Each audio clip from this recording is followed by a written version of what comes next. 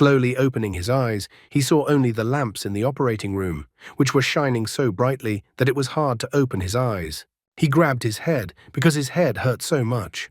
The guy didn't realize where he was, even assumed he had traveled through time. It was an operating room. He didn't understand why he was there and what the incomprehensible feeling of emptiness was inside him. It seemed that if you worked too hard, you could get an emptiness inside. Some inappropriate thoughts at the moment. His gaze drops to something nearby, then he notices the scalpel. Then he finally turns his attention and notices the numerous stitches. It looks like they cut out his kidneys. He calls for help and asks to call the police and make a complaint against them. He still needs to find his kidneys and regain his strength. But the strength was only enough to stand up, and then the guy falls to the floor without strength. Two doctors appear. One wonders to the other, shouldn't they have only taken the kidneys from the patient? But Dr. Lin replies that the situation is bad and kidney prices have dropped a lot, so they said the doctors can take whatever they can. They're going to gut the guy. The poor guy is lying on the floor and reaching for his phone. His mind is too fuzzy from the anesthesia. All he can think about are the cold words flying out of the doctors' mouths, with their temperature at 36 whole and 7/10 degrees. He also doesn't understand how he's still alive. When he picks up his phone, all he finds on it is some kind of game. He's about to die, and they're slipping him some game and won't let him make a call. This only makes the guy sad, and he realizes that his life is over. He's getting weaker. It looks like the wounds opened up.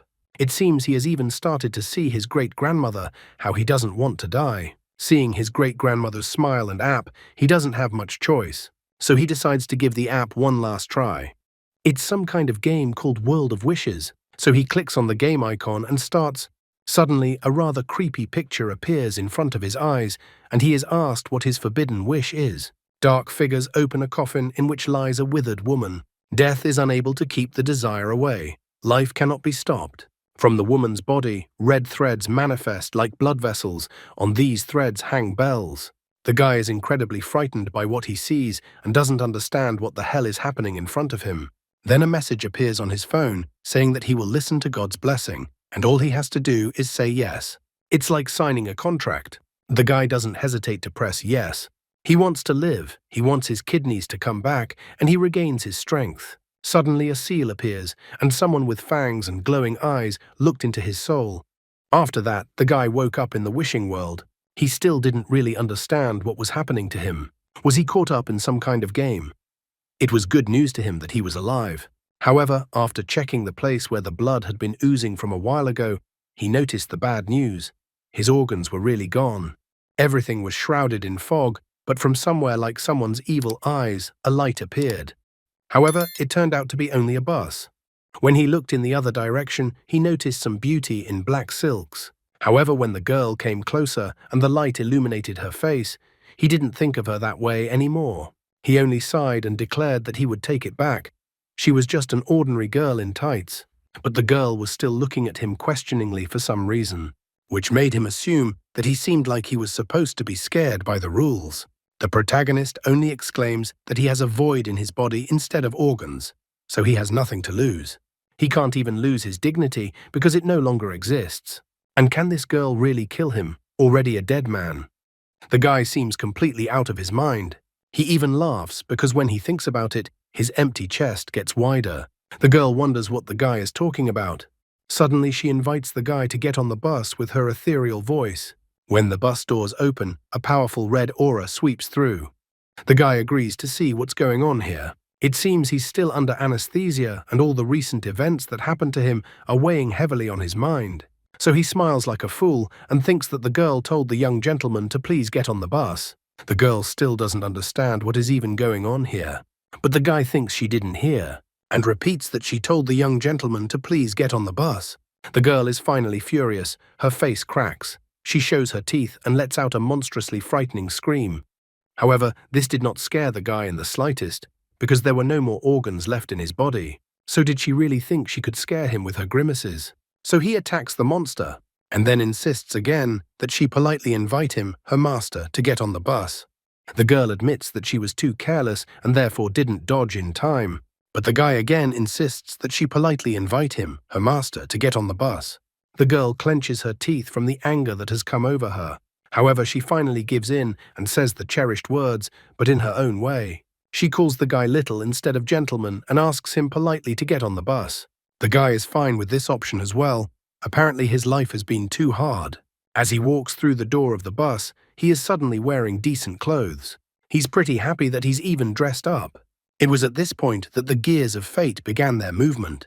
The only thing that upset the guy was that the bus was somehow shabby, and everyone was sitting with some upset and creepy faces. When he saw a vacant seat next to a beautiful girl, he didn't hesitate to sit down next to her and asked what the girl's name was. A strange girl from the street followed the guy into the bus.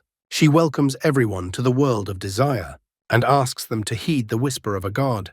The protagonist only sighs sadly at this situation. The strange girl shows an even creepier grimace on her face and informs him that the god says that the test of all the bus passengers starts right now. At the same time, in reality, in an abandoned factory, it seems Dr. Lin has delivered some sort of mysterious cargo. A woman who just arrived by car wonders if he's taken everything. And when the doctor tells her not to worry and that he did everything himself, she thanks him for his work. He asks the woman to come to him again next time, but in the next instant, the nasty doctor is dead. The woman tells him not to do anything stupid next time. Then the mysterious woman opens a container and there is someone's heart. The woman doesn't seem to be human, as a huge tongue comes out of her mouth and she licks the heart. It seems to be her favorite treat. She hears the whispers of the gods. Meanwhile, inside the wishing world on the bus, the creepy girl on the bus announces that the passenger's first challenge is called elimination. She states that the task is quite simple, that in 10 minutes the bus will be traveling over an old bridge. But the bridge is too old and dilapidated from all that time, so it won't be able to support the weight of all the passengers on the bus. And if the bridge collapses and the bus falls, everyone on the bus will die. However, if just one person gets off the bus, then they will be able to pass over the bridge safely. Also, that the passengers can vote and choose who leaves the bus. Or they can force someone to get off the bus. All these words horrify many passengers and they start to panic. The creepy girl also adds that only those who pass the final test will be able to fulfill their wishes, and then informs that there are 5 minutes left to the bridge. One of the passengers wonders what will happen to whoever gets off the bus, and the girl with a creepy grimace informs that he will die. The protagonist thinks that death is not really that scary, and the scariest part is the phone, which it seems he didn't have time to format before he died. He doesn't even realize if he's dead or not. One pregnant girl asks not to be kicked out as her baby hasn't been born yet, so she can't die now. All the passengers are swept up in a flash with a desperate desire to save themselves. One admits he has cancer. Another has a son in intensive care, so he can't leave the bus. A third reports that his father is a firefighter and he got hurt badly when he was helping people, so the guy has to save him. All the passengers started to share their problems. The protagonist only thinks what kind of jesting arguments everyone has, and that compared to the others, his desire to get his organs back does not seem so trivial. A man with glasses and unshaven hair brings up the voting issue again. As time is limited, he decides to be sensible and eliminate the weakest contestant. So he votes for the pregnant woman. Many people pick up on this because everyone wants to be saved and only one person is needed. After all, this is a test. It remains to be seen what lies ahead for everyone. The girl cries from helplessness. She does not understand how they can do this to her because she is pregnant and whether the other passengers are people at all, since they do this. But all her pathetic attempts are cut short because this is a world of desires. All passengers have desires that they want to fulfill. If the girl thinks they are cruel, then what does she think of herself? After all, she gets to use her pregnancy to morally blackmail the other passengers, forcing others to die in her place. Isn't she cruel then too? The girl just cries in helplessness. The others are like a pack of street dogs, pouncing on the girl and supporting the decision to throw her off the bus. The girl begs not to be thrown out, but the others have already taken her under their arms and are trying to throw her off the bus. The creepy girl asks the others to decide faster, as they are almost there. However, the whole creepy smile thing doesn't really endear the guy to her. After all, the creepy girl looks like she's practically achieved her goal. He thinks it's some kind of devious plan, but the girl is already being thrown off the bus. However, at the last moment, the protagonist manages to grab the girl's hand and pulls her back onto the bus. He wonders if they shouldn't vote first, and that he hasn't actually voted yet. The others only informed him that his vote didn't matter since it was a general decision. Or maybe the guy just wanted to die instead of the girl and get off the bus himself. But the guy just boringly informs the others that they were wrong all along. Well, the guy needs to explain to everyone so they understand. The creepy girl said that someone has to leave the bus, but she didn't say it had to be any of the passengers, did she? But the creepy girl realized that it looks like her plan has been foiled, so she makes one last lunge. She says that the bridge is less than a minute away and they must kick out the first girl or everyone here will die. The protagonist notices that the creepy girl is in a panic, which means everything is right, he thought. The man with the glasses says it's the guy's test, but not his. But the protagonist advises him to think twice because the man in glasses claimed it was all for the team. So he vocalizes that it is necessary to exclude someone who is not the team. So it's time to get rid of the creepy girl and everyone else will stay on the team, and asks if the others agree or if they are against this, going, "This news made everyone very happy. After all, if they get rid of the NPCs, they won't have to kill anyone. How did they not realize this before?" And by a vote, they decide to throw the creepy girl off the bus. She even got all shook up. The main character asks the princess to leave the bus. The creepy girl declares that they can't force her off the bus. But the guy disappointedly reminds her that when he got on the bus, he slapped her. But the creepy girl didn't do anything to him for that prank. It turns out, if he assumed correctly, the reason is because of the rules of the game. Creepy girl can't seem to hurt the passengers. She is infuriated by the guy's words. She thinks he's insolent and tries to pounce on him. But the guy easily stops her and doesn't understand how such a brat can even be on the same bus with him, and then kicks the creepy girl off the bus just as they've just pulled onto the bridge. A voice on the bus announces that the next stop is Weeping Dusk. The man with glasses sighs in relief. Looks like they passed the first test. The other guy is relieved too, and thinks about how he should have thrown her off the bus from the beginning. Another man is already, after all, doesn't understand how a pregnant woman can be forced to go to certain death. But then all of a sudden, the guy's hand glows a golden color. It looked like he had been given the loot from the creepy girl in his hand. Phrases came into his head. "Boy, get on the bus, and you can get the power of evil spirits." And the phrase repeated. The protagonist didn't even realize what it was now. Evil spirits card. Boy, get on the bus, and you can get the power of evil spirits. Apparently that thing in his hands, which resembles a talisman, looks like an item of summoning. Even after that, he thinks none of this matters, because his life has always been filled with danger.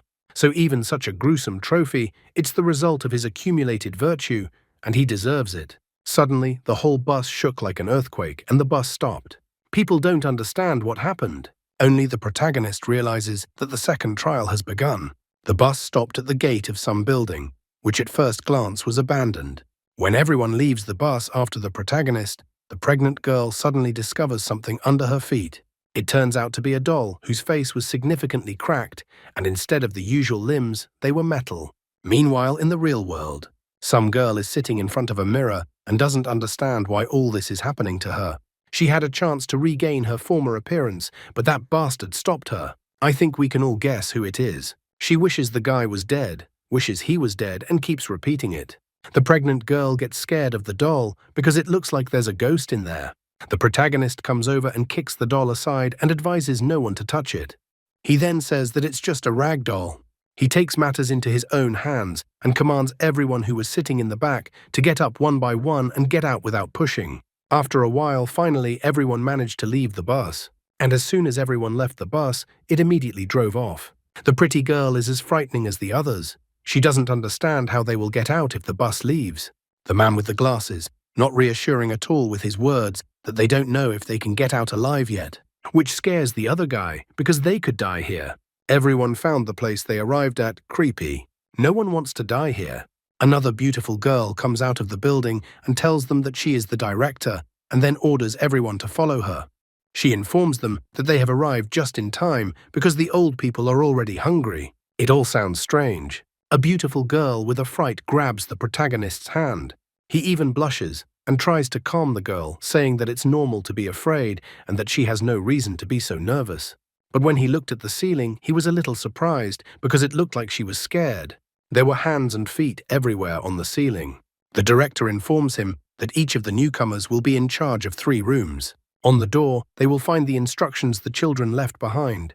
and also advises them to remember that to take care of the old people, they will follow the instructions clearly.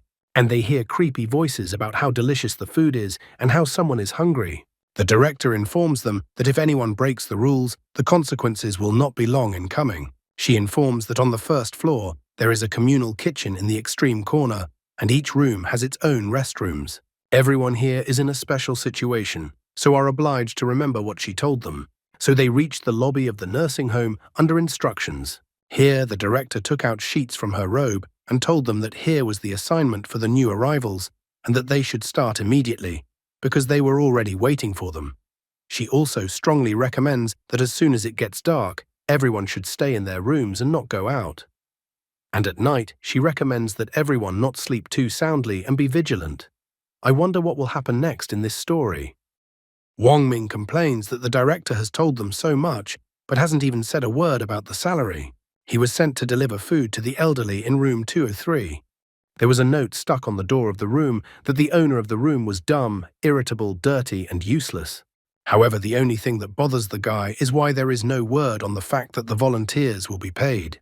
First, he had to go to the kitchen. According to his memory, the kitchen was on the first floor. As he walked down the dark hallway, creepy voices came from everywhere. These voices only talked about food, how good it tasted or smelled, and how they wanted more.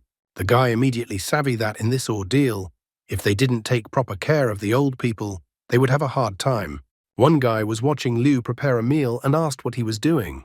When the man with glasses didn't understand what the reason was, the man explained that he was misunderstood. He is from a new Oriental cooking school and can help cook anything. Looking at the food, Wang Ming decided to put all his thoughts aside, as it was now necessary to cook a well-done steak for the old man. The guy didn't stop. He wondered Liu if he had seen that there was blood flowing from under the door of room 101. Liu knew about it too. Since the task was to clean the room, it looked like someone had been eaten there. While Wang Ming was preparing the food, Liu asked the man to fry some meat for him and add more chili peppers, since the lady he is in charge of likes spicy things. This is not the first time Liu has encountered the world of desire, but each trial in this world is not like the previous one, so it becomes more and more difficult to avoid danger. At this time, Wang Ming is focused on food. After all, if you fry meat until golden on both sides, even the neighbor boy will drool. However, Liu would like to warn everyone that no matter whether it is a wish or a dream, if one manages to reach the end, he does not advise trying to raise the dead. The rest of us wonder why it shouldn't be done. Then Liu remarks that the dead can't come back to life. People can't be sure that the person they resurrect will remain the same as before. The man wonders that then, when trying to resurrect, it will only be a ghost. Liu notes that it's hard to say exactly what will happen, but one thing he knows for sure is that it won't be a person. Meanwhile, Wang Ming has finally prepared a meal for the old man entrusted to him. Liu, on the other hand, continues that only those who are close to death, or those whose desires are extremely, enter the wish world. He knows it will be hard for the rest of the participants to understand now, but he is obligated to say it. When the desire completely consumes them, death will seem like a relief. Wang Ming also thought carefully about these words. After a while, Wang Ming arrived at room 203. He knocked on the door and said that he had come to deliver food. However, after waiting for a few moments, he didn't hear anything. He then loudly announced that since no one was answering the door, he would come in himself. When he opened the door, he found himself in a rather gloomy room with a bed near the window. On the bed sat a completely withered old man. As soon as Wang Ming put the plate of food on the chair, the old man seemed to come to life and got up from the bed. Walking over to the table, the old man sniffed the food Wang Ming had just brought him. Then he pounced on the food like an animal, as if he hadn't been fed for a long time. Wang Ming advised the old man to take his time, as he might choke on it. Wang Ming even thought for a moment that this time he had gotten a simple task. He was even happy that he had hit the jackpot. However, at the same moment, the old man pierced his hand into the guy's chest. The old man's face instantly changed and now looked like a frightening monster, and he wailed about the disgusting food he had been brought. Wang Ming yelled at the old man. If the old man didn't like the steak, he should have said so, and then Wang Ming would replace it with intestines. Also, Wang Ming doesn't like the old man's hand on his heart right away. The guy complains that the old man has no manners. However, the old man was fabulously surprised. He started to go around the guy's insides in a haste, but there was nothing there. The old man was amazed how the kid couldn't have any internal organs. The old man was desperately trying to find anything, but Wang Ming thought that the old man was just deaf. The old man, on the other hand, wondered if the person in front of him was even a human. Wang Ming was getting annoyed that the old man was so persistent. He couldn't even think that even after death, the old man would remain empty. No matter whether he was alive or dead, everyone wanted a piece of him for some reason. Wang Ming is directly angry. Is he really Hello Kitty to the old man and the others? Wang Ming is annoyed that the old man is being picky. He grabs the old man's head and slams it against the floor. He resents the old man picking at the food he gave him. Wang Ming slams the old man to the floor again and asks him if he is going to eat his food. The guy is incredibly outraged by all the old man's actions. Did the old man really think that he would put up with all the old man's antics? He even wonders why the old man is still not asking for mercy. The old man tries to say something, but it sounds inaudible. Wang Ming absolutely does not understand a word of what the old man wanted to say to him. Suddenly, a girl comes into the room. She wanted the guy to help her. What the girl found in the room shocked her incredibly. Wang Ming dealt harshly with the old man. All the walls of the room were stained with blood, and the girl only looked at Wang Ming sitting beside the old man in shock. The girl was speechless after seeing all of this.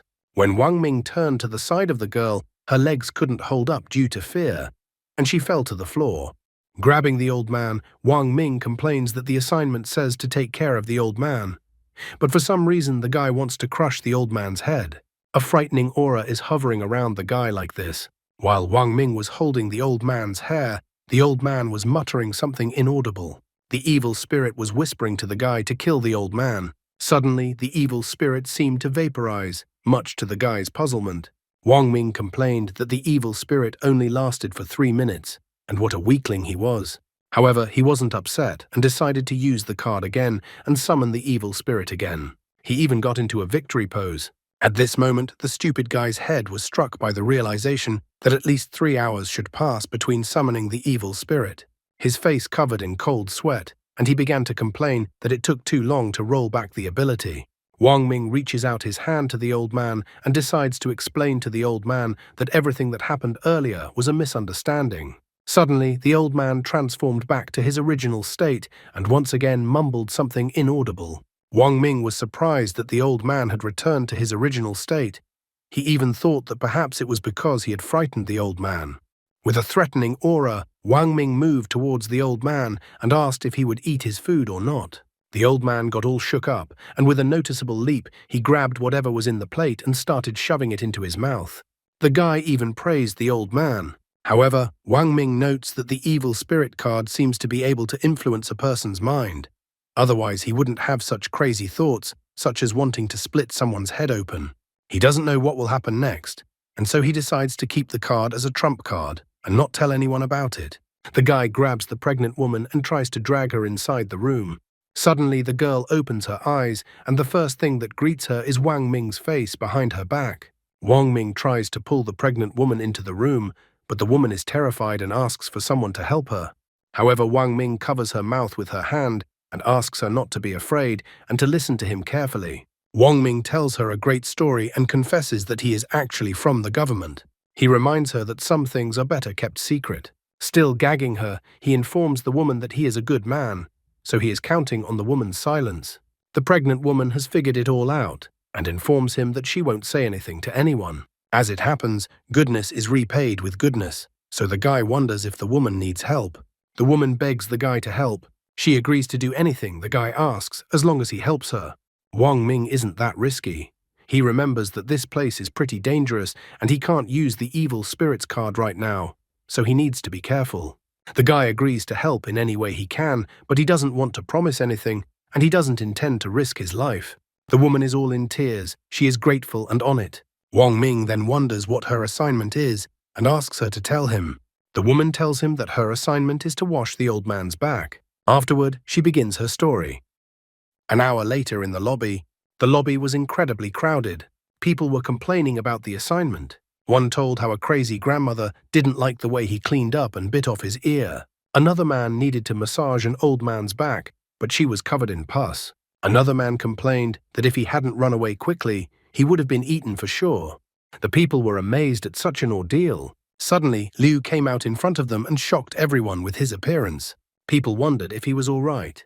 Liu hurriedly reassured them that the old woman had bitten off his leg, but at least he was still alive. The trial had just started, and already so many people had already died. Suddenly, people remembered the rude guy from the bus and they wondered where he was. Someone assumed that he had died already too. Suddenly, the principal came out and yelled at people while they were all crowded in the lobby. There was blood all over her clothes and she was wiping the blood off her face. The principal asked if they had completed their assignments. Everyone immediately noticed the principal's appearance and assumed that she had eaten someone too. One guy wondered to her what would happen if they didn't finish their assignments. Will they really all be eaten? He doesn't understand how the assignment can even be completed. But the principal disappointedly informs him that even if they don't finish the task, it doesn't matter. Licking her lips, the woman informs him that the volunteers are so-so workers, but their taste is definitely excellent. People are shocked. How can a person say such a thing? The director didn't look like a human being at all. Suddenly, Wang Ming and the pregnant woman caught the principal's attention. She wondered what they were up to. The guy sarcastically notes in his thoughts that they are gathering information, but certainly not admiring the principal. Out loud, however, the guy starts sucking up to the principal. He says that he only came to see the principal. Wang Ming notes that the beauty of the principal had them so enamored that they couldn't move. But now everything is fine. The pregnant woman was surprised because it seems the guy was really from the government, so he wasn't picky at all. The director is happy to hear that. She notices that the guy has a tongue. The director says that she is only here to remind her that if anyone fails to do their assignments or gets complaints, she will have to act according to the rules. It was still 2 hours until dark, so the principal recommended that those who hadn't completed their assignments yet should hurry up and not keep the old people waiting.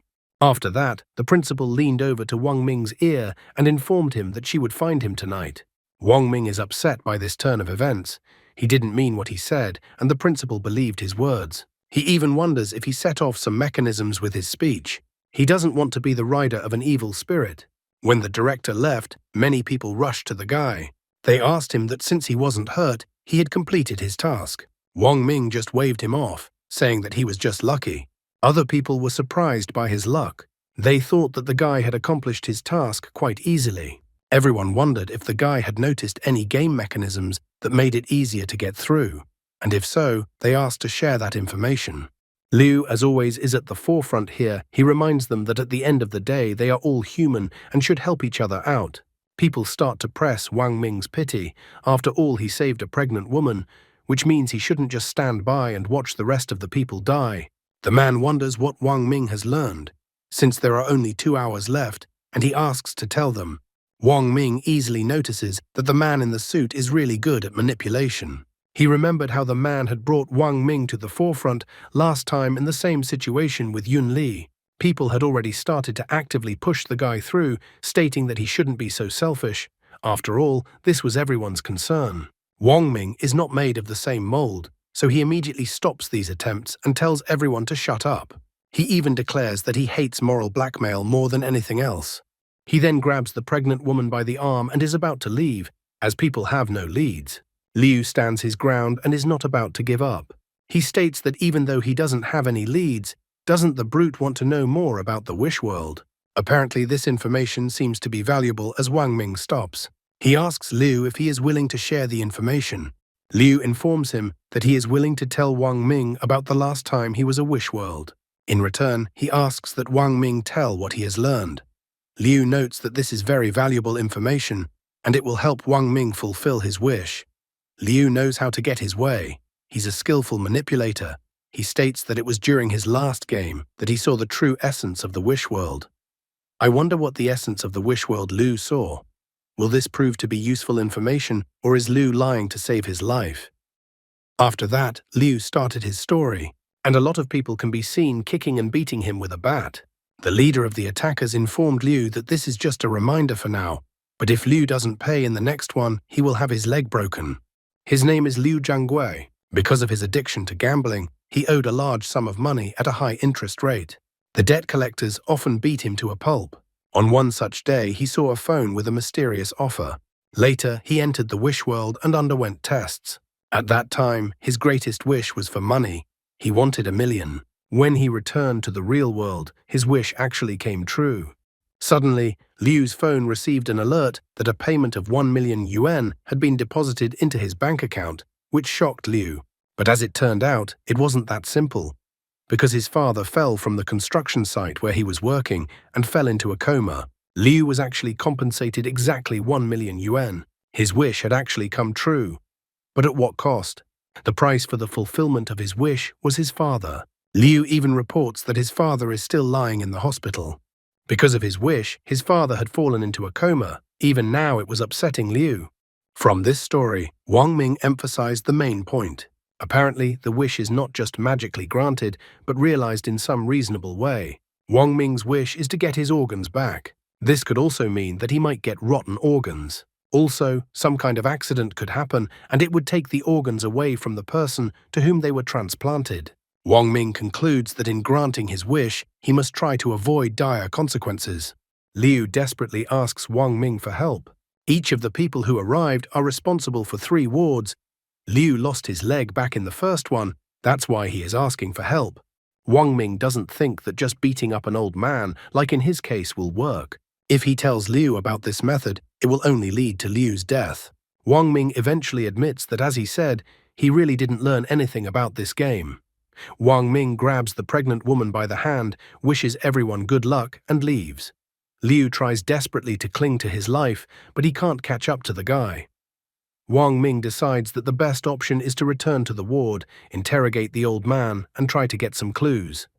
I wonder what clues Wang Ming will get, and if he will return Liu's debt, or if Liu will be eaten by then. Back in the room, they find the old man hiding behind his bed. The pregnant woman asks the guy why he didn't help the others, since he's from the government.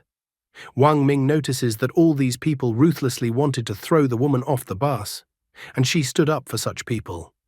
The guy doesn't understand how the life of people from the government is different from that of ordinary people. Besides, he's just pretending. That's the lie.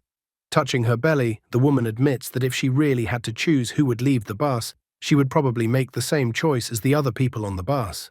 She understands other people because at the end of the day, she too has a wish that must come true. The woman says that her husband was a firefighter, but he recently died on a rescue mission. All they have is this baby, which serves as a reminder of her husband.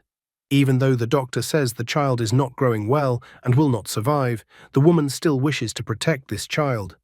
She naively assumes that as long as she can handle the ordeal, then everything will be fine. Wang Ming did not bother to dissuade her from this. He did not expect the child to turn out to be the son of a hero. Wang Ming asks the old man to come over to him as he wanted to ask something from the old man. The old man was scared that something was about to happen to him again. However, Wang Ming just put down the sheet and asked the old man to calmly confess why he was resisting. The guy was also curious as to why the old man attacked him. All he wanted was for the old man to write it all down on the sheet, which he held out to the old man. The old man immediately wrote down on the sheet that he didn't like fried meat. Looking at the piece of paper with what was written on it, Wang Ming recalls that the principal said that the information on the room doors was left by their children. The old man, on the other hand, reported that he didn't like fried meat on the contrary. Wang Ming got angry because it seems like it was all a trap. The woman still can't understand what's going on. The guy immediately admits that he found a clue, but he can't be sure it will work. The woman is happy with this information as well. She decides to use this clue because if it wasn't for Wang Ming, she would have died long ago.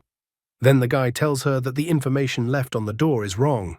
If you do the opposite, you can avoid danger. The woman is grateful and decides to try to do it.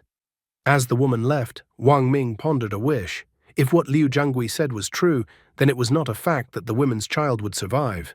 And if the child survives, but it is unknown if the child will be healthy. He decides to think about what to do at night.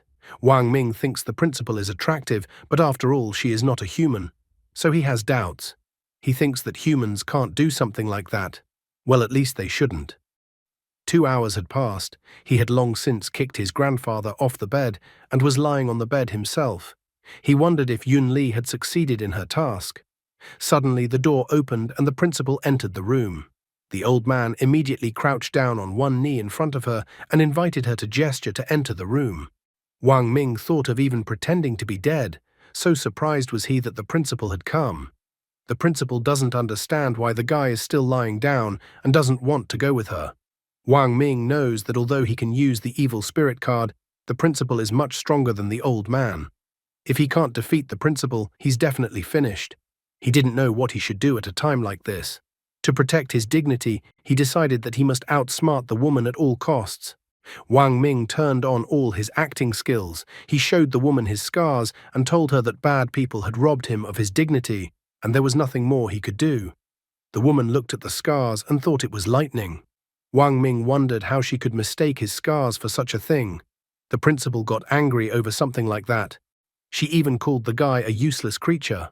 So the principal informed Wang Ming that the volunteer who was supposed to be in charge of room 401 and the old man from that room were missing. The principal tells the guy to go and find them before nightfall. Wang Ming doesn't understand why he has to leave the room. After all, the principal had previously told him to stay in the room after dark. She also told him to listen to advice and eat well. The principal is not in the mood to listen to something like this.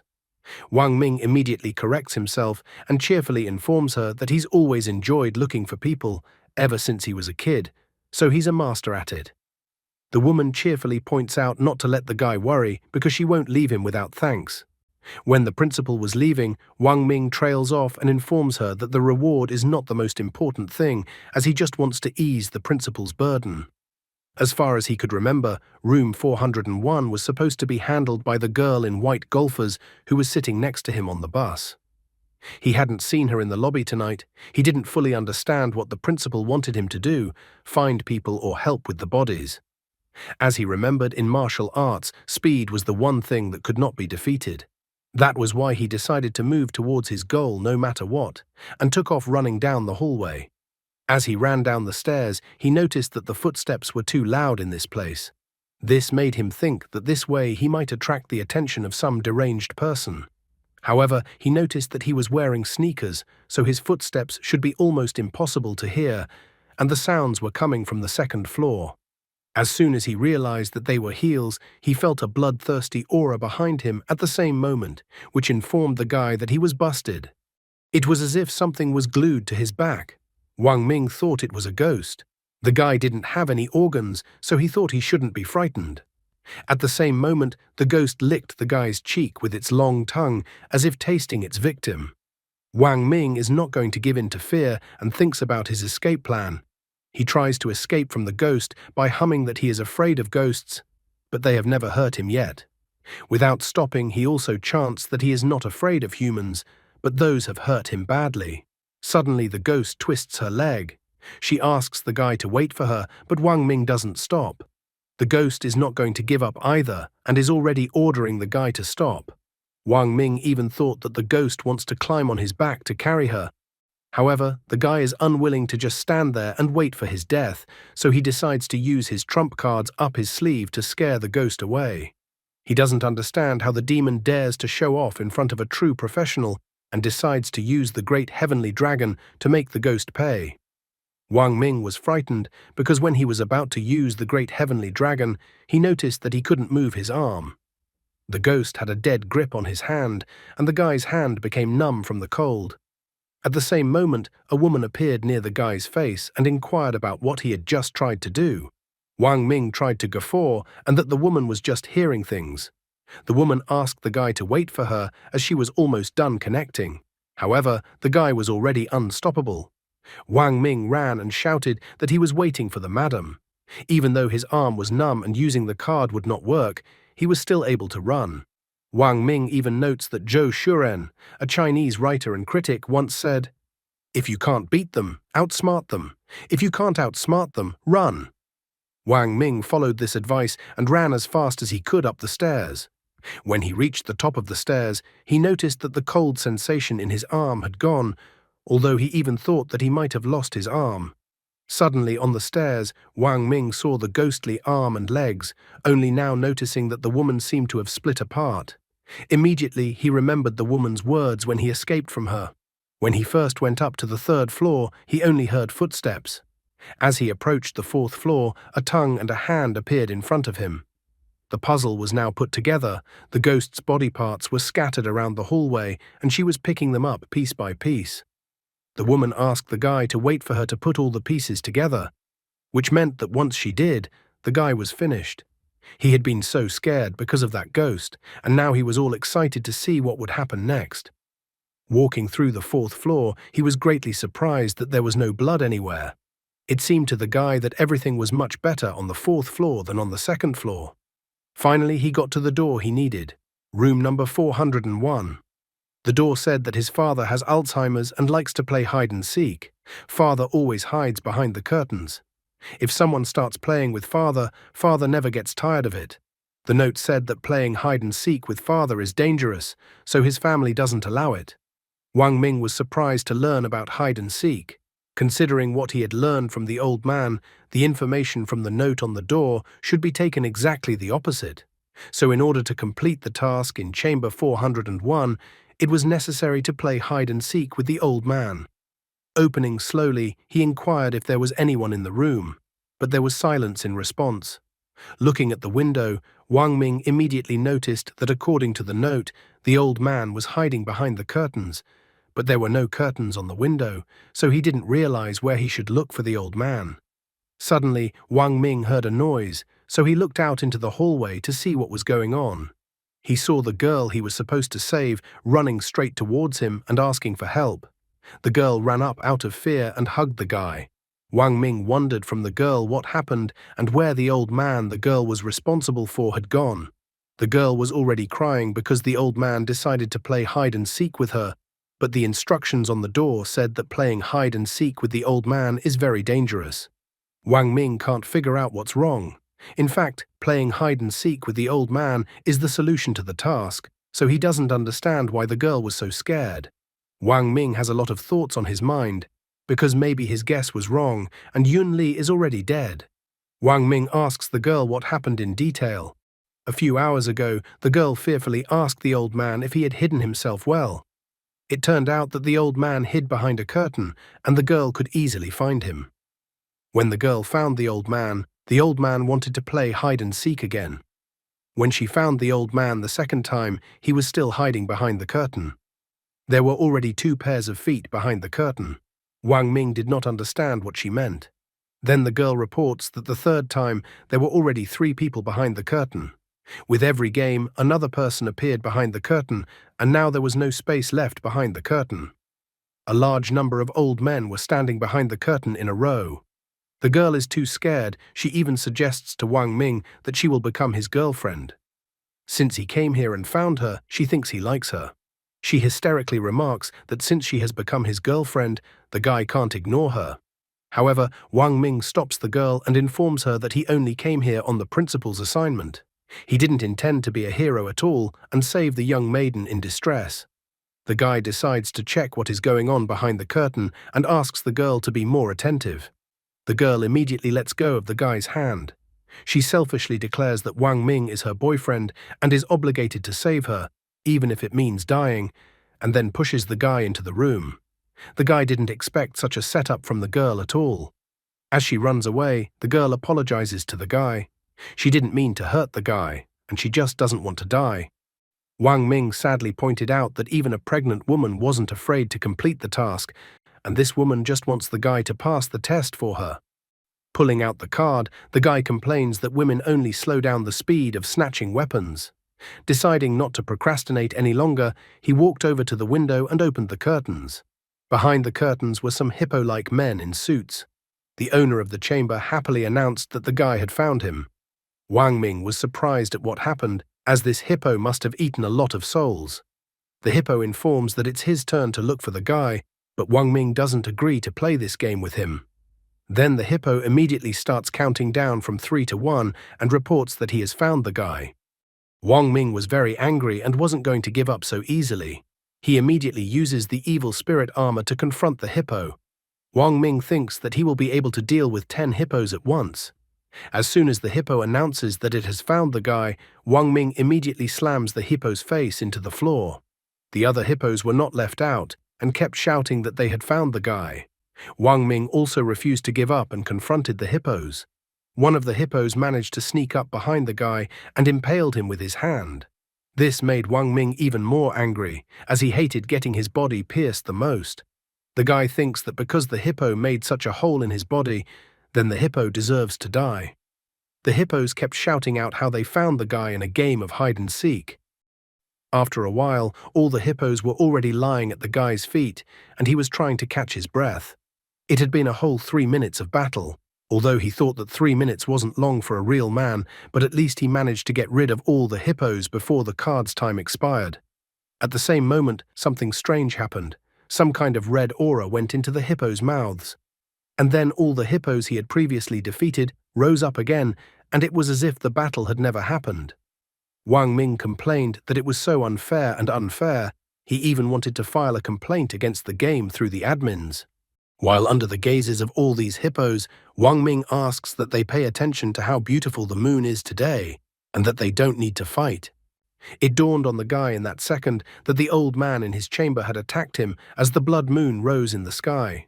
The principal advised that after darkness fell, stay in the rooms and don't go out anywhere, and also that the players should not sleep too soundly at night. Wang Ming now realized that the woman had said this on purpose. He realized the danger was the strange glow of the moon. The guy noticed that there were no curtains in the rooms, so if he followed the principal's advice and hid in the rooms, the old men in the rooms would go crazy being under the hypnosis of the blood moon and attack the players. Only now the guy realized that the principal didn't care about the fate of people at all, and she just wanted to feed all the players to the old men. He wasn't going to just sit there and give up like that, obeying the principal's words. Wang Ming slipped past all the behemoths and rushed straight to the window, trying to close the curtains. As soon as he did so, all the hippos began to dissolve one by one. The curtains were closed, and the old man was no longer under the influence of the blood moon, so all the copies dissolved, leaving behind only puddles on the floor. Finally, the original old man appeared, who was incredibly happy about this outcome. Wang Ming walks up to him and informs him that it's too late, so he advises the old man to get a good rest and they will play hide and seek again tomorrow. The old man notes that the guy can't lie to him. Wang Ming is glad that he managed to manage this task, so leaving he asks the old man to wait for him in the room. The guy grabs a curtain, sneaks to the stairs and sits there, covering the old man with the curtain. Since he had managed to find the missing old man from room 401, he could now explain everything to the principal. And since the blood moon hadn't disappeared yet, he decides to wait on the stairs for now so that he wouldn't encounter any dangers. Besides, the evil spirit card would only be available to him in 3 hours. That was the reason why he decided to wait on the stairs for a while. Suddenly, Wang Ming saw the girl who had framed him earlier crawling up the stairs. She called the guy scum, because he is her boyfriend and is obligated to save her. A ghostly hand grabbed the girl's head, and the girl continued to sob with fright. Looking at the bloody trail that was left by the girl, Wang Ming notes that he might have helped the girl, but right now he couldn't use his card, so there was nothing he could do about it. Besides, it was the girl's own fault for deciding to run away alone. 3 hours later, he could finally use the evil spirit card again. Only then did he get up from his seat and look at what was left of the girl. He had to rely only on his luck. After a while, he returned to his original room 203. Upon entering the room, he noticed that the elderly people in this nursing home were becoming insane under the influence of the blood moon. But that old man he had beaten up earlier was fine. Wang Ming was very tired, so he immediately lay down on the bed.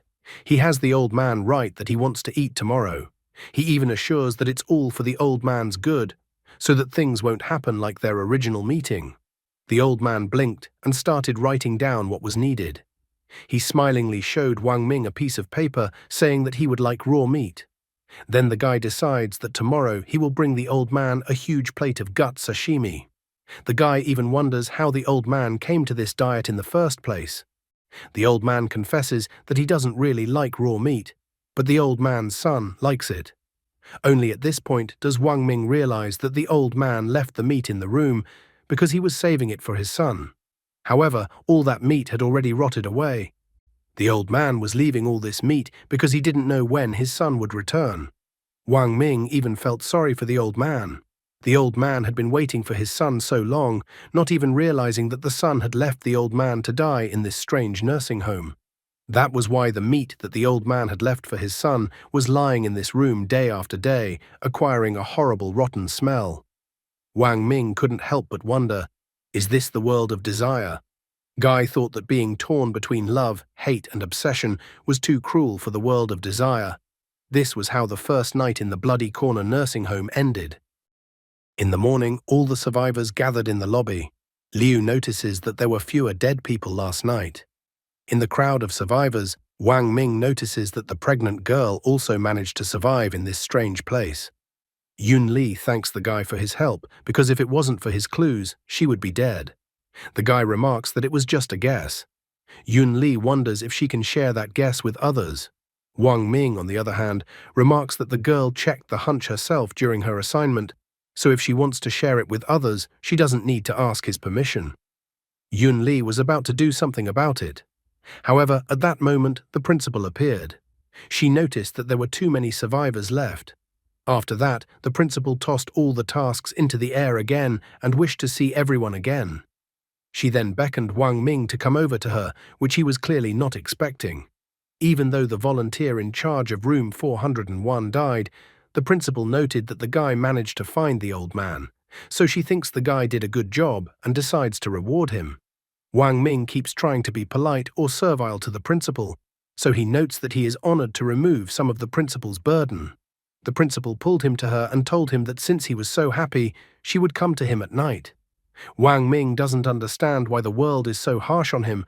After all, he only got rid of the principal's intentions and it turned out to be a failure. When Wang Ming opened the envelope that the principal handed him, he was very surprised because there was money in the envelope. He was surprised at this because he didn't know that there was money in this world. Liu takes a look at the money, tells him that it is the currency in the wishing world.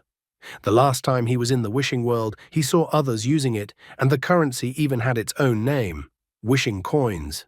This was strange, considering that it wasn't coins, but paper bills.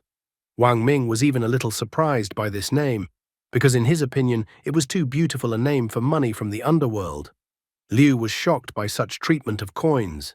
He asks the guy not to underestimate these wish coins.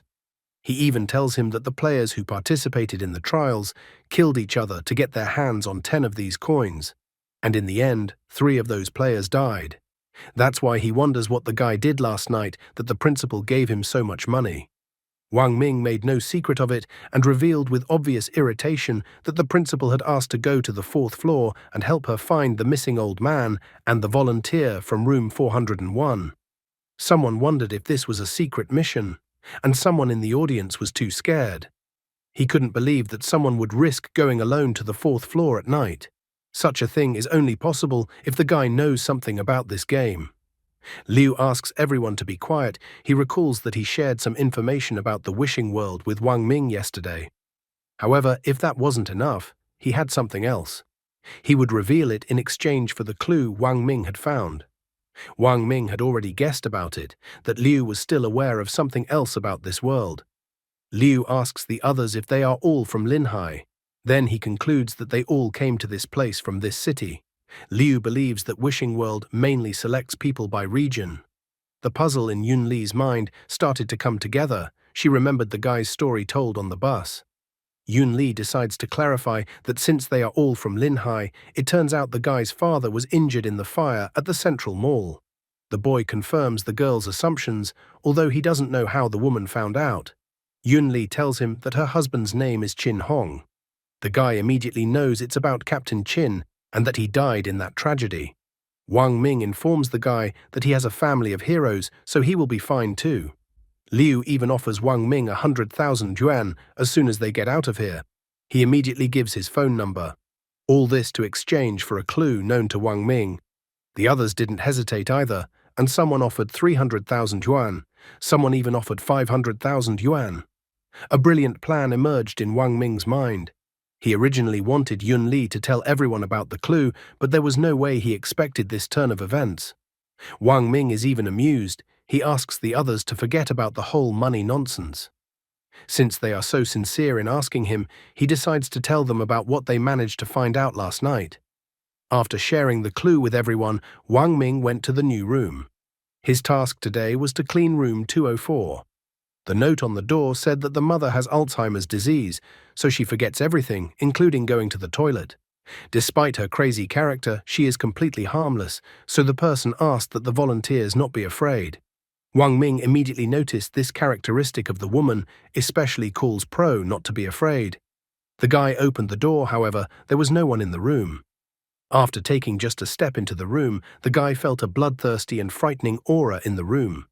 A woman grabbed the guy by his neck and started strangling him. She was wondering where her daughter was because she wanted to see her daughter so badly. Wang Ming, on the other hand, advises her to calm down first. A frightening old woman with a changed appearance approached the guy. He notices that the old woman is too strong for her age, and if she continues to choke him like this, his neck will break.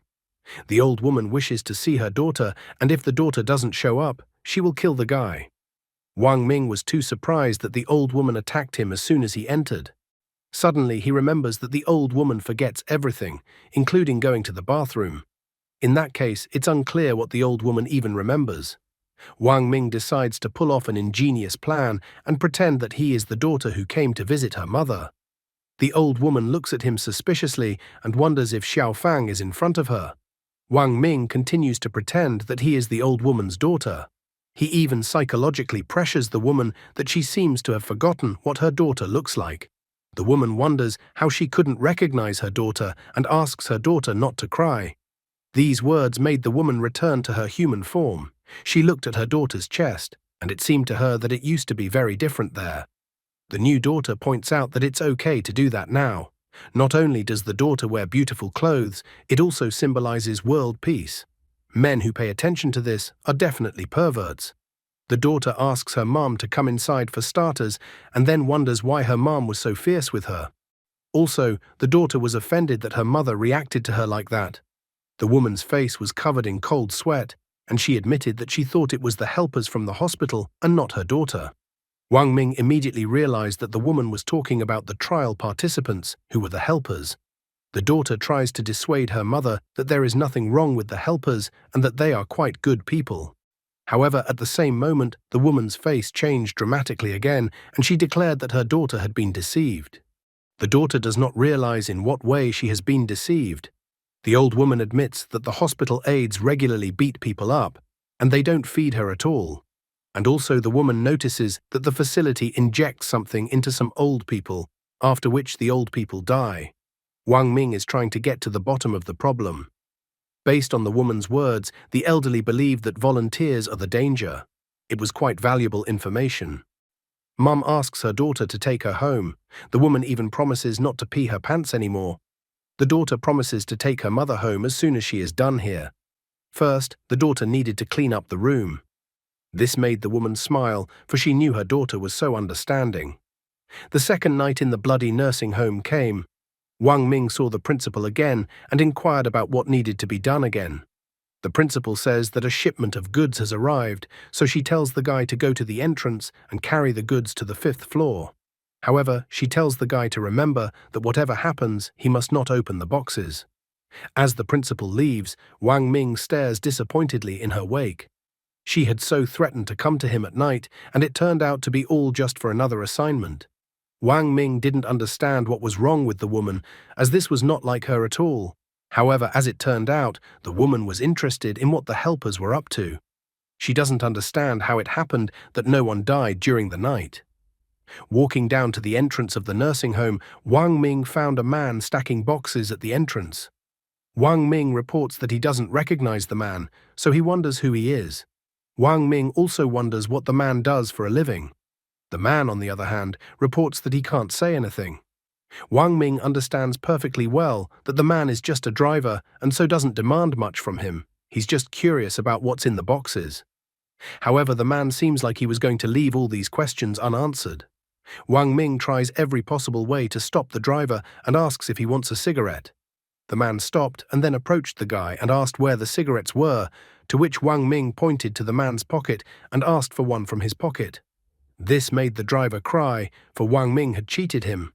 Wang Ming threw one of the bills that the principal had given him earlier into the driver's face. He wasn't going to let the driver just run away, but wanted him to answer his questions. The driver, on the other hand, looked admiringly at the bill he had just received. He immediately informs Wang Ming that it was all a misunderstanding. Wang Ming only points out that the saying, "money can make even the devil spin the millstones for you," was not lying. The driver understands all that Wang Ming wants to know: what is inside the boxes that the driver delivered. The driver informs him that the boxes are actually nothing special, just some solutions, mostly sedatives. Wang Ming wonders what the sedative is for. The driver reports that the sedative is for naughty old people who become calm after the injection. Wang Ming finds confirmation of what the woman in room 204 said. If she was telling the truth, this is the way to take a person's life. It's actually a pretty bleak place. The story seems fun at first, but as it progresses, it becomes more and more devastating. The story is frightening not because of its scary, mutated faces or even the loss of life, but because of the horrible nature of humans.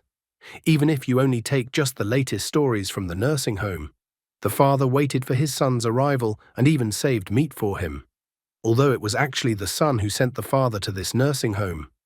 Also the woman in room 204 who begged her daughter to take her out of the nursing home. More on how inevitably people age and develop horrifying diseases like Alzheimer's, and that's just a small part of it. What do you think of this story?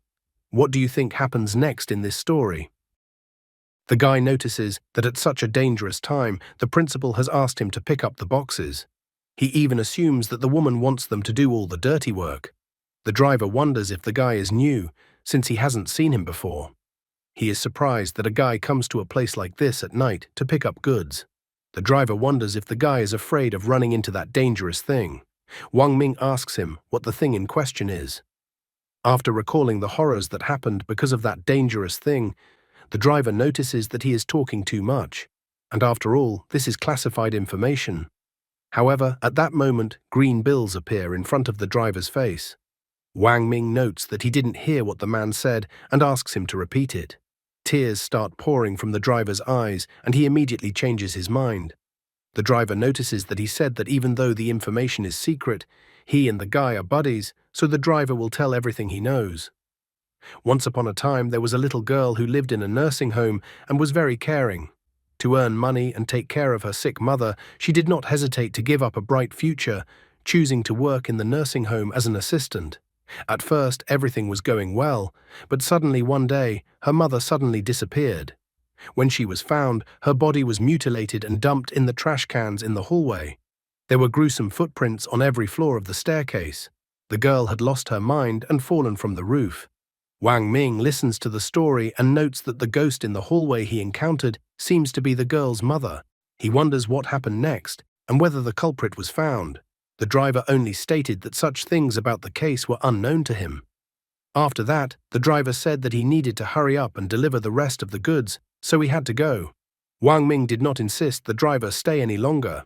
The man decides that he can't just take money from the guy, so he hands him a lighter and a candle. He asks that the guy light this candle as he walks up the stairs, noticing that it warms his heart, because there are still so many good ghosts in the world. Wang Ming then went to take the delivered boxes into the building. He had just escaped from the second floor and luckily didn't run into anyone. However, now, while the blood moon had not yet passed, then going up from the first floor to the fifth floor, he felt that he would most likely meet that mutilated lady. Placing the candle the driver had given him on the box, the guy decided to light it just in case.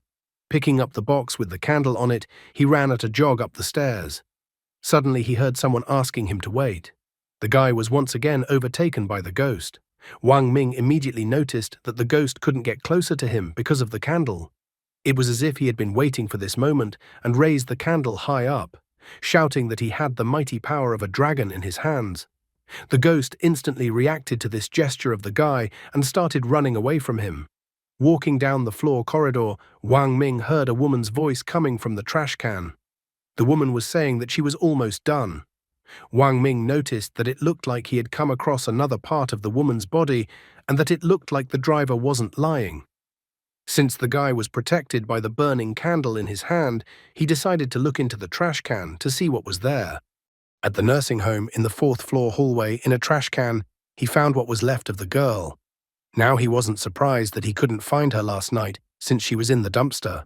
He only sadly remarked that when desire takes hold of you, death seems like a release.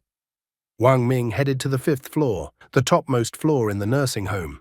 There was only one room 501 on the 5th floor. Looking at the door, the guy didn't see any information from the relatives, besides the principal didn't assign anyone to take care of this room. Wang Ming speculated that perhaps room 501 could be where the principal's secrets could be hidden. Wang Ming only reached for the door handle of room 501 when a woman appeared from the side and asked what the guy was doing here. Wang Ming was incredibly surprised by such a creepy and sudden appearance of the principal. The guy immediately said that he had brought the boxes that the principal had asked him for and asked where he should put the boxes. The woman asked him to put the boxes in the lobby, and he immediately went to put the box in. The principal followed the guy's heels into the 5th floor hallway. She pointed out the place where the guy should put the box. Afterward, she even wanted to give the guy his payment. Wang Ming was so happy that the principal was so kind to him. However, as soon as he turned around, he saw the true appearance of the principal, who was holding out a bloody envelope to the guy. She couldn't hide her intimidating smile while under the light of the blood moon. The woman laughingly informs the guy that she forgot to tell him that whoever steps on the 5th floor will not leave this place alive. Wang Ming was surprised and didn't understand why the woman did that. The guy resented that the principal was going to kill the donkey after he finished his work. He even felt that it was bullying an honest man. The monster didn't bother to listen to all of the guy's complaints and rushed to attack him. Wang Ming was able to dodge at the last moment. He even noticed that the woman was damn strong, and one blow from her was like 20 years of strength. The guy realized that the evil spirit's power alone would not be enough to defeat her. All he could do was run away. However, at this moment, the monster pounced on the guy once again. Wang Ming disappeared right before the woman's eyes, and she couldn't understand where the guy had gone. The guy realized that he couldn't win in such a fight and tried to escape because only an idiot would fight face to face with such a monster. There was only one way for him to win. He needed to close the curtains on the window and stop the transformation of the ghost. However, at this moment, he noticed that there were no curtains on the window. At the same moment, a frightening woman materialized behind his back. She knows how the guy was trying his best, but doesn't understand what the point of it is. The woman thinks the guy must be so frustrated, tired, and depressed right now. The woman offers to put an end to the guy's miserable and pain-filled life. However, at this moment, Wang Ming pointed his finger behind the monster's back and declared for the others to not just stand there and deal with the monster already. The monster turned around to see who the guy was talking about, and at that moment, the guy punched the monster. The monster flew off into the wall, and the guy ran on. He didn't realize what he was doing, and the evil spirit card was going to expire in a minute, and maybe he would die in this place. The monster caught up with the guy again and climbed up on the ceiling right above his head. Wang Ming remembered that there was another ghost in the corridor. If he got between the two monsters, he would be finished. Finding no other solution quickly, he ran towards room 501. The guy kicked the door of room 501 with his foot and decided to take a look at what was in that room. The monster shouted for the guy to not even think of entering the room. However, Wang Ming beat her to it, ran into the room, and immediately closed the door from the inside. Just at this time, the evil spirit card had expired. He was so tired of fighting for his life and all these monsters constantly appearing in front of him. However, when he turned around to look around the room, he saw the principal who was crying with her hands holding her head. Guy immediately assumed that this was when the principal was still an assistant. One day the girl sat in front of her mother's hospital bed and cried. She apologized to her mother, so she couldn't take it anymore. She went again and again to borrow money for her mother's treatment, promising that she would pay it back in a few days. However, no one listened to her anymore and asked her to get away from them. She begged so many people for help, even borrowing money from loan sharks. Eventually she realized that her mother's illness was no longer treatable, and she had to constantly spend huge sums of money on her treatment. Completely exhausted, she even tried to use a pillow, so her mom would finally stop destroying her herself as well. She cried, asking her mother to forgive her for this. Wang Ming saw all of this on the projector that was on, which was showing footage of the principal's life. The guy realized that the girl the driver was talking about was this girl on the projector, and the killer turned out to be herself. The puzzle in his head came together, as it turns out that the ghost in the hallway is the principal's mother. He is surprised that the woman got rid of her mother in such a horrible way that the driver told him about. Wang Ming pondered 100 times and still didn't understand anything. He even thought that perhaps everything strange and unbelievable was the norm in the wishing world. The second night at the Bloody Corner nursing home was so strange. In the morning, everyone reassembled in the first-floor lobby of the nursing home. Liu asked the others not to worry because from his experience, he could tell that the ordeal would be over soon. Yun Li and the others rejoiced as soon as they heard such an assumption. Liu reminded the others that the principal had said that each of them was in charge of 3 rooms. He decided to judge the progress of the task and concluded that their task of caring for the old people was complete. The others were so joyful. One guy was glad that he would finally be able to leave this creepy place. Another guy wondered to Liu if God would be able to fulfill their wishes. Liu remarks that God will fulfill their wish. However, he reminds them that by completing the task, you will realize the wish. But everyone should understand. To hear God, you have to pay a price. Everyone was so enthusiastic after Liu's speech that they would soon leave the wishing world and be able to realize their wishes. Wang Ming still suspected that the mission wouldn't end so easily after the 3rd night. At that moment, the principal appeared with a box in her hands. The guy noticed that the blood moon had receded and the principal had become kind of strange. The principal noticed that none of the players died last night. She announces that she will give everyone one last task. The principal tells them that the nursing home caters to clients, the elderly and their relatives. Therefore, she notices that there will be guests at the nursing home tomorrow morning. Before the guests arrive, she requests that the players inject the old people with a sedative to keep them quiet and docile. The principal again tossed flyers in the air with the room numbers that each of the players would be looking after. She reminded them that once the guest's visit comes to an end tomorrow, then the player's mission will be considered accomplished.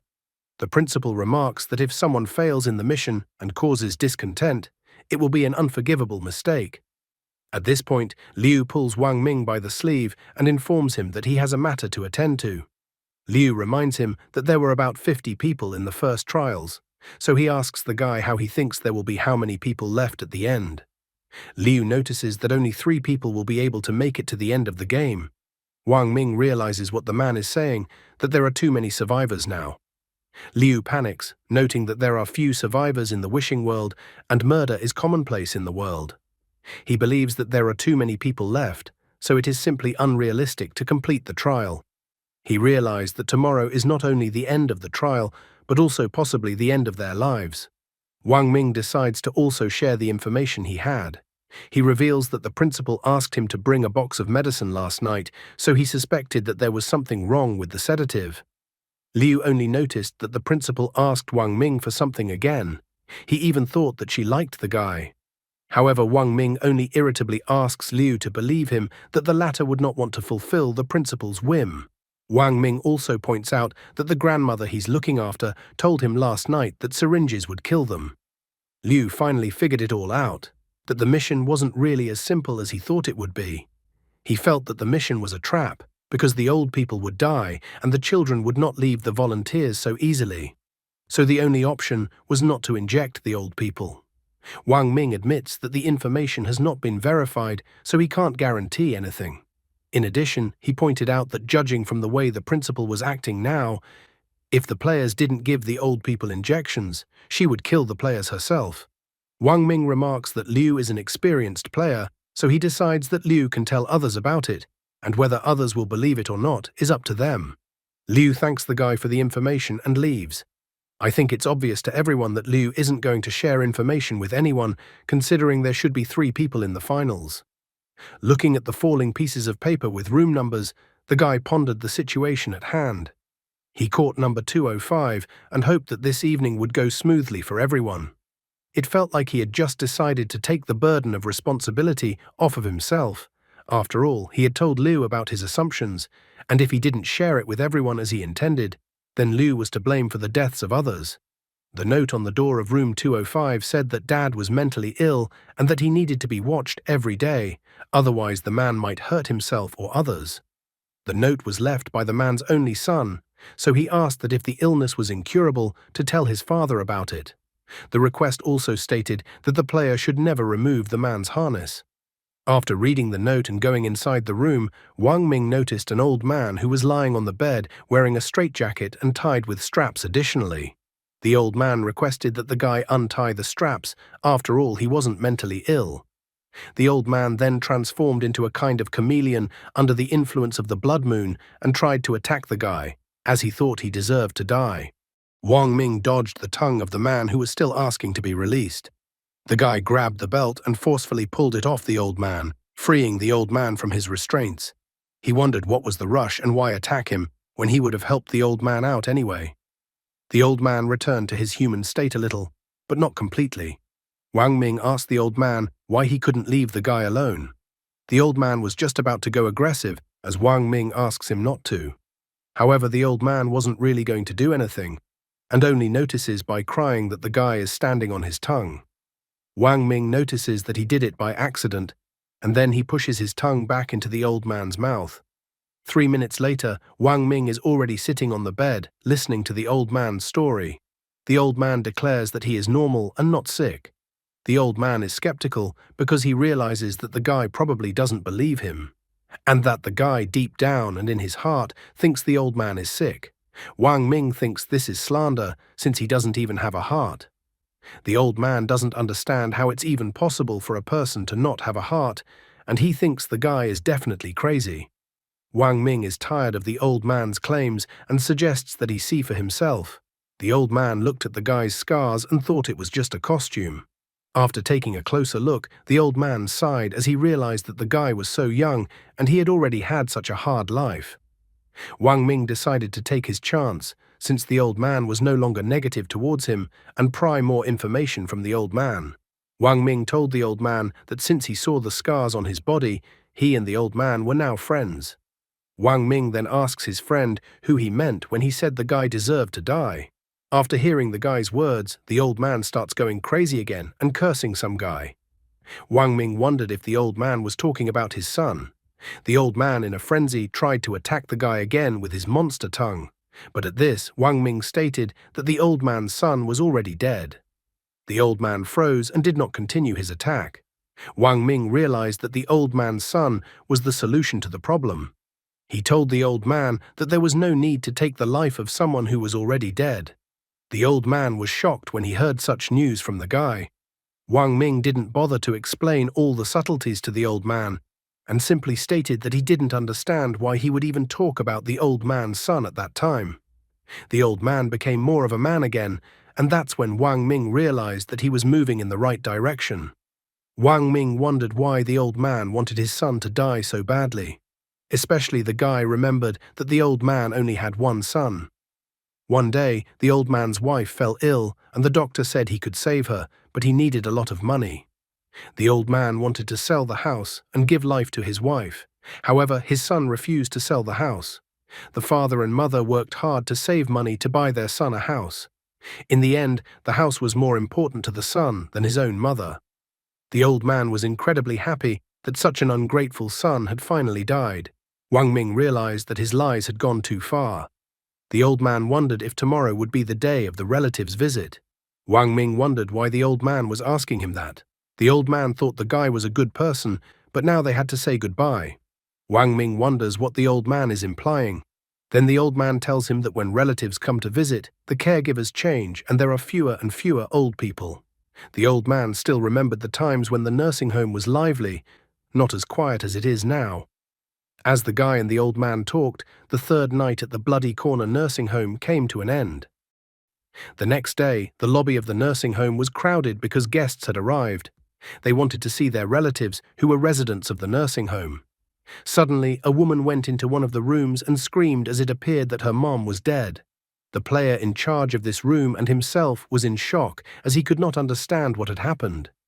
Someone's father died, and they began to resent how disgustingly their relatives were being cared for in the nursing home. Someone called the workers heartless for killing their father.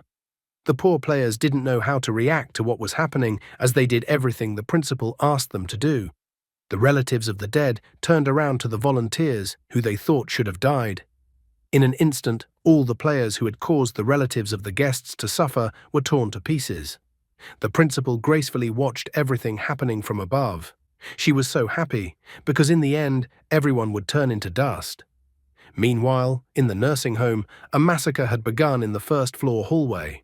The poor players were trying to escape from the guests who really disliked the current state of their relatives. As expected, Liu didn't say anything to anyone as he wanted to win himself. The principal, on the other hand, was happy since everything went exactly according to her plan. How will Wang Ming get out of this situation? A frightened Yun Li was standing in the third-floor hallway. She was incredibly scared as a monster was heading in her direction, and she asked it to stay away from her. The moment the monster attacked the girl, Wang Ming walked towards the girl and pushed the monster aside. Wang Ming used the evil spirit card to confront the monster and asked how Yun Li was feeling. The woman assured the guy that she was fine. However, when she turned around, she saw a large number of monsters behind her back. She wondered in fear at the guy what had happened and why so many monsters had appeared. Wang Ming grabbed the woman's hand and decided that now was not the time to discuss anything, because the most important thing now was to get out of this place. He even complained that it looked like there would still be indiscriminate slaughter, whether one took a shot of sedative or not, and that all the players would still die. Wang Ming pondered the fact that there should be at least one right answer out of the two options. After realizing that the monsters were catching up to them, the woman asked the guy not to worry and run away by himself. Wang Ming only said that although his strength was limited, so he wouldn't be able to save everyone, but he would definitely be able to save Yun Li. The woman had tears in her eyes as she said this. Longed to be a hero and say fiery speeches, the guy did not have time because the monsters did not want to leave him alive and so again went on the attack.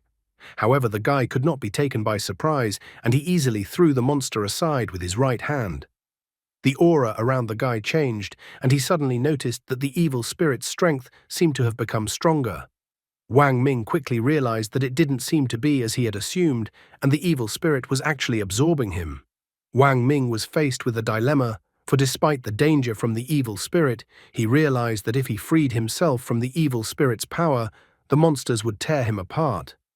Now the guy realized that the evil spirit had been waiting for this moment all along. However, he did not despair, but only smiled. He decided to see if he could control the evil spirit or if the evil spirit would devour him. Suddenly, Liu appeared in front of Wang Ming and was attacked by another monster. Out of his last strength, the man shouted to the guy that it wasn't the principal who bought the injections. Wang Ming began to quickly recall all the events that had happened in the nursing home since their arrival. Instantly, a puzzle formed in his mind that the sedative injections were actually bought by the children of the old people. After all, these children were all wishing their elderly parents a speedy death. Yun Li apologizes to Guy that it all happened because of her. However, Wang Ming does not blame the woman as he does not see her fault in the situation. He assures that from the beginning they are all participants in the trial and therefore they were doomed to die. Wang Ming is not desperate and rather quickly comes up with one option. The option he came up with was insane, but he believed that it was their only chance to get out of this place. The monsters were rapidly approaching them, but Wang Ming grabbed the woman's hand and ran with her. He ran towards the door of room 203. Just at this time, the evil spirit card's countdown began. At the last second of the evil spirit card's action, the guy and the woman managed to run into room 203. He thought that he would be able to remove the evil spirit card in this room. After running into the room and trying to close the door of the room, the guy asks which of the monsters chasing them is the child of the old man in room 203. The guy asks the old man's son to look at all the raw meat the old man had left for him. The guy complains that the old man's son didn't even have the courage to visit his father. Wang Ming shames the man, saying that the man left his father alone for his father to rot with all that food. Wang Ming complains that it wasn't him who took bad care of the old man, but that it was all the old man's son's fault. Wang Ming notes that the son wanted his father dead, even though his father raised him. Suddenly, one of the monsters starts reverting to human form, and he notes that even if it's true, it doesn't prove anything. The man complains that his father said he was leaving food for him. However, the food the father left for his son was rotten and stale. The man even noted that his father hid the food in his pockets. To the man, this act of his father was too disgusting. However, after the man's speeches, Wang Ming only became angry. He stated that if the man thought all of his father's actions were disgusting, then let him look at the note and read what it said. Wang Ming thought that what it said was disgusting. He handed the man the note, and the man was shocked after reading the note. He recalled that when he was in junior high school, he told his father that he liked fresh meat the best. Every time the son came to visit his father's apartment always stank of rotten meat, and there were a lot of flies around. The man always complained when he came to visit his father that his father's place stank unbelievably. He complained that if his father continued like this, he would send his father to a nursing home. The old man remarked that he didn't know what the shelf life of the food was, but he knew for a fact that the meat wasn't rotten or dirty to begin with. The old man frustratedly remarked that when the meat was fresh, his son never visited him. The son realized that all this time he had not understood his father. The son even apologized to his father. The son stated that he would now take his father home immediately. The old man was incredibly happy that the son finally understood him. At the same moment, the old man and his son dissolved together as if they had ascended to the heavens, resolving their conflict. Yun Li, watching this moment of father and son reuniting, was surprised and didn't understand what was happening. Only now Wang Ming realized that they had missed one thing, that the assignment was called Weeping Sunset. Sunset is a metaphor for old people. The guy notices that the sunset shouldn't be crying. At the same moment, the monsters stopped their attack, as if expecting some kind of redemption. After that, Wang Ming took one girl to room 204. He reminded the girl that she was complaining that her mother was forgetting everything, that she couldn't even go to the toilet without help. The woman immediately asked Xiaofang if Xiaofang had come to see her. Guy notes that despite the fact that the woman forgets everything, she still remembers the name of her daughter, the one who wanted to abandon her. The daughter, seeing her mom and hearing such important words, cried and said that she was wrong. After that, Wang Ming led the rest of the people behind him to take everyone to mom or dad. One guy grabbed Wang Ming's hand and remarked that he could see that Wang Ming was trying to push his feelings. However, the man remarked that his father always wanted to kill him since the man missed the chance to save his mother for the sake of money. The man realized that his father would not be able to forgive him even after his death.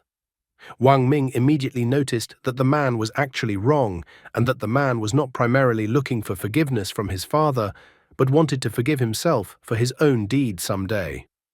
The man, on the other hand, became angry upon hearing Wang Ming say such words.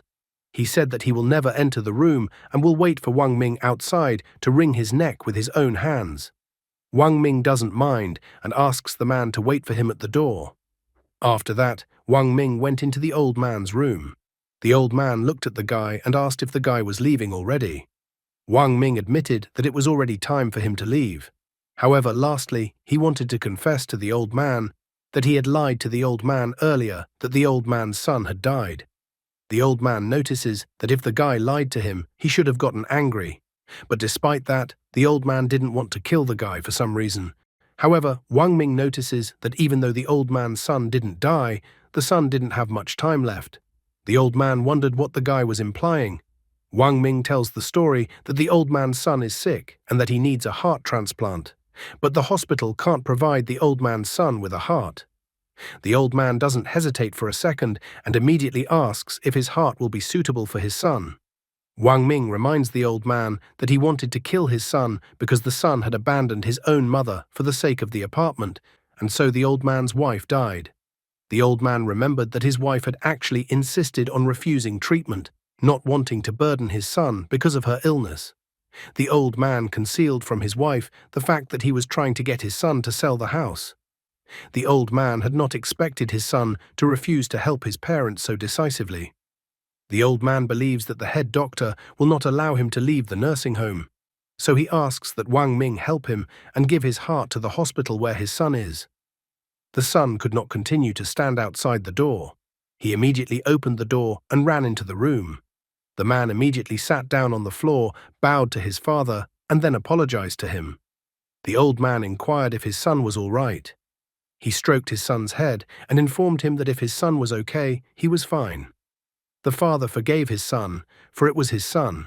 Thus father and son made peace and disappeared. Soon they descended to the first-floor hallway. Yun Li took a look at what Wang Ming was doing and disposed of the 3 rooms she was in charge of in the same manner. However, the key information came too late, so when Wang Ming and Yun Li returned to the first-floor hallway, the other members were already lying in a pool of blood. Wang Ming remarks that it looks like they passed the test. Yun Li thought so too. The guy cheerfully asked the woman if she knew what was at the end of this trial. The woman anxiously inquired what it was. That's when Wang Ming joked that it was a verbal duel. The woman laughed. She even asked that the guy leave his contact so that after they returned to the world of the living, she would treat the guy to dinner. Wang Ming even noticed that after the woman talked about food, then he felt hungry. They were even about to agree to meet at a specific place when the principal suddenly appeared. She declared in the form of a monster that no one from the nursing home would leave alive. Yun Li didn't know what they should do in such a situation. Wang Ming also sadly noticed that the evil spirit card was still in cooldown. The monster-shaped principal was already too close to attack when suddenly a can flew into her face. Wang Ming stated that he had found this jar under the bed in room 501. The guy thought that the principal must be curious about what kind of medicine was in the jar. The woman recognized the jar and realized that it contained sleeping pills. The principal immediately sat down and clutched her head, for she remembered where she had seen that jar of sleeping pills. Wang Ming notices that the woman seemed to think that she had killed her mother. However, the guy notices that before the woman tried to kill her mother, the mother had taken an entire jar of sleeping pills. The woman became furious because she thought her mother would never do such a thing. Wang Ming then grabbed Yun Li's hand and ordered her to run away with him. They just had time to run out of the nursing home before the nursing home began to disappear before their eyes. A message was also shown that the tree wants to stand still, but the wind won't stop. The child wants to take care of his parents, but they couldn't be waited on any longer. The sunset should not be allowed to become empty, for the morning sun is never sad. After that, the bloody courtyard was complete. Suddenly, the sun peeked out, and everything around them became bright as if it was day. Yun Li breathed a sigh of relief that they had accomplished the task they had. Wang Ming also breathed a sigh of relief and was glad that he had prepared in advance. He even reminded the woman again, as he had told her before, that there would be a verbal battle waiting for them at the end of the challenge. Suddenly, someone's hand reached out to the guy from behind. The mysterious woman asked the guy to listen to the whispers of the gods and that the guy's wishes would be granted. After that, a parchment appeared in front of the guy. He was surprised to finally see his reward for passing the test. His reward was the fulfillment of a single wish or dream. Wang Ming decided that he would not wait long or ask for too little. He wrote that he needed to leave along with all of his organs. However, after that, his wish was suddenly erased from the parchment. Wang Ming even began to complain that the god was too greedy. He became furious that did the god count each organ of a person as one wish. Then it turns out, no matter which organ Wang Ming returned, he would still die afterwards. Wang Ming couldn't believe it and wrote on the parchment again and again, carefully formulating his wishes, but time after time, everything he wrote was erased from the parchment. Wang Ming began to complain that since the god refused to fulfill even such a simple wish, it could be considered a deception on the god's part. Finally, Wang Ming thought it over and decided that his wish would be that he wanted to live. He decided that the so-called god should agree to his condition this time. This time, the parchment accepted the guy's entry. An inscription about understanding the logic of the sequence of gods also appeared on the parchment. Wang Ming couldn't understand what the parchment was talking about and what else the sequence of gods and the logic chain were. Suddenly, the parchment began to shine brighter and brighter, and the guy had no choice but to instinctively close his eyes. When he opened his eyes, he saw that he was back in the operating room. He was a little surprised that he had managed to come back to the world of the living, and he was alive, so he still couldn't believe it. However, he looked at his body and noticed a giant scar there, and then he felt sad. The guy didn't know if he could be considered human if he had no organs. He realized that he was sort of alive and sort of not alive. However, he decided to put those thoughts aside, for he was glad that he was able to at least pass the test. Unfortunately, there was one more question he couldn't understand. What was the sequence of gods? Plus, it was creepy what the principal had done to her mother, scattering her remains across the hallway of the nursing home. The guy realized that it seemed like the events in the wishing world couldn't be explained from an ordinary person's point of view. After getting dressed and hiding the scar on his body behind a lot of bandages, the guy decided that the most important thing for him at the moment was to get to the hospital and get x-rayed. As soon as the guy left the building with the operating room where his organs had been taken from him earlier, A strange woman was already watching him from the roof of the building. The woman in an exquisite outfit asked the guy in the new world to keep listening to the whispers of the gods, even though the guy couldn't hear her. Meanwhile, at Wish World in the nursing home, the principal sat on the floor, kneeling in front of her mother. She stated that she was wrong and informed her mother that she could not control herself at that time. However, the mother called her daughter a stupid child and informed her daughter that she never blamed her for anything. The woman felt that she had been a burden to her daughter all along. She was about to point out that if it wasn't for her, her daughter was doing well. However, at that moment, the woman's hands flew apart. Suddenly, a terrifying monster appeared with a giant cleaver in his hands. He declared that the woman was a worthless principal. The woman was immediately frightened upon seeing the butcher. She noted fearfully that she had already killed many people for Butcher. She did not understand why Butcher could not leave her alone, nor could he leave her mother alone. However, Butcher felt that he should not leave the woman and her mother alone. He recalled that the woman's first desire was to be free from the bonds of kinship. The woman's second desire was to resurrect her mother. Butcher notes that God fulfilled this wish. Butcher notes that even though the woman's mother was resurrected piece by piece, it was the woman's fault. It was the woman's fault for failing to properly specify in what form she wanted her mother to be resurrected. After that, he slammed the woman's mother to the floor. The woman was crying and was about to scream when suddenly Butcher abruptly reached over and covered her mouth with his hand and lifted her into the air with one arm. He reminded the woman that if the next time anyone could get out of the nursing home alive, the woman and her mother wouldn't even have a place in the wishing world. Meanwhile, in the real world, at the Linhai People's Hospital, Wang Ming overhears someone complaining that Jiang Gui has disappeared somewhere and that he can't be reached, which worries the woman very much.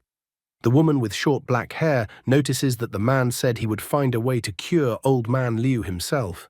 However, another woman called the man a silly boy, because old man Liu was already in a vegetative state and the doctors said he was hopeless. Yet another interviewee remarked that when the man returned, it would be necessary to talk to him. She felt that even though the construction company had paid out $1,000,000, it was impossible to spend all the money on the hospital. The guy realized that it seemed to be Liu Jianggui's family. He sighed sadly because the family did not know yet that Liu would not come back again. Then a doctor came out of room 916 and announced that Wang Ming was next to be seen. The guy immediately announced that he was Wang Ming. After that, the guy went to the computed tomography scan room. The doctor's face was covered with cold sweat when he looked at the X-ray, because he obviously didn't expect to see such a thing. The doctor told the guy that the computed tomography scan machine seemed to be broken, and he even asked Wang Ming to come back tomorrow for an appointment. Wang Ming immediately asked why the doctor thought the machine was broken. The doctor couldn't come up with any other explanation since he couldn't get X-rays of Wang Ming's organs. The doctor thought that it was obviously a problem with the computed tomography scanner because there was no way a living person could be missing all of his internal organs. Wang Ming was upset. The good news for him was that he had somehow managed to survive. However, the bad news was that his internal organs were really gone. The guy informed the doctor that the doctor was right and that the computed tomography scan machine was actually broken. After seeing the doctor, the distraught guy left the hospital and went out into the streets of Linhai City. Wang Ming noticed that although he had no internal organs, he was able to eat, drink, and defecate, so all his body functions were working normally. Looking at the poster of a beautiful girl on one of the buildings, he even wondered if the rest of his body functions were working just as well, and if he would have any problems with girls. However, he immediately slapped himself and then tried to remind himself that he was an honorable man who was far from lowly pleasures. He realized that feelings and love were not for him. Despite all this, he decided that he would check and find out everything by his own hand later. What a varmint Wang Ming is! However, things clearly wouldn't go well for him, as he was already being watched. A creepy girl found him in the world of the living. She clearly wants revenge on the scoundrel for throwing her off the bus and preventing her from fulfilling her wish.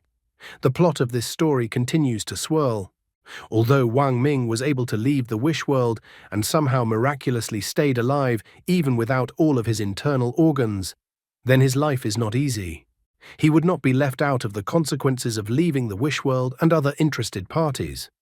Creepy woman, mysterious woman, and butcher are clearly interested in the brash guy. The principal's life is not so simple really, and she suffers. She has to punish other people to save herself and her mother. The plot part with the nursing home is quite sad. First of all, it is a misunderstanding between people, and that first of all it is necessary to communicate in order to understand each other, and not to guess for a person his thoughts, misinterpreting them. Secondly, unfortunately, few people can grow old beautifully. Closer to old age, even more horrifying diseases await us, which are incredibly difficult for relatives to deal with. Wang Ming leisurely strolled through the streets of Linhai City.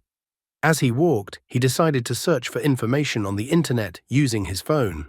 He was interested in any information about all the people he was going through the game with.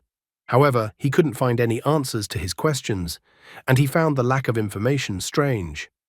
If Liu Jiangui was to be believed, all the participants in the test in the nursing home lived in Linhai City. There was such a high death rate in the wishing world, but there were no reports of missing people on the internet. Suddenly, someone called his phone, which didn't make the guy happy. As soon as he answered the phone, the supervisor immediately yelled at him because he didn't show up for work. The woman was indignant, anticipating all the guy's excuses. She started making assumptions one after another that he was carrying his grandmother across the street or he was hit by a car. She even pointed out that the guy didn't seem to want to get paid this month. Wang Ming didn't have time to come up with an excuse beforehand, so he asked his landlady not to be angry, because he had undergone a minor surgery and would be at work soon. In an effort to save his life, he completely forgot that he had a job. At the same time, in one of the city alleys of Linhai City, two guys harassed a girl who seemed to stop them from messing with a cat. They began to taunt that Zhu Yao was a homeless girl herself, but had taken to protecting the stray cat. They were amused because the girl was just like the cat, and it was as if she had found a kindred spirit. Tears came to the girl's eyes. She didn't understand how people in front of her could burn the cat she called Xiaobai with cigarettes. However, the guys asked the girl to stop talking idly and give them the cat. They even hinted that if the girl didn't give them the cat, she should repay them in another way. Closing her eyes, the girl offered to give them money in exchange for them to get off the cat. However, these guys didn't want money, they wanted Zhu Yao herself. At the last moment, a blonde guy ran out from around the corner and told the other guys to stop. The blonde guy was a clumsy guy, so he immediately tripped and fell right in front of the guys. The shorter guy immediately started beating him up, recognizing him as the brat Ling Yushu. He even mocked that Ling Yushu wanted to play hero with his pathetic strength. However, despite the beatings, the blonde smiled, asking the guys not to abuse the girl, but to beat him. His words infuriated the guys, and they started beating him harder, saying that they were fulfilling his wish. Ling Yushu didn't give up, noting that if the guys beat him, then they shouldn't touch the girl. The girl begged for the guys to stop beating Ling Yushu.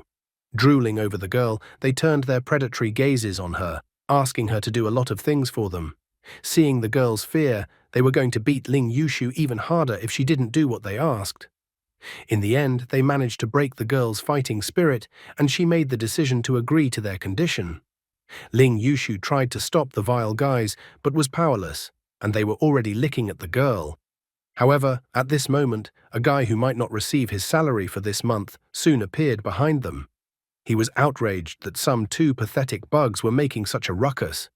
He immediately told them to get out, and if they didn't do it, then don't let them resent him, because he was giving them a chance.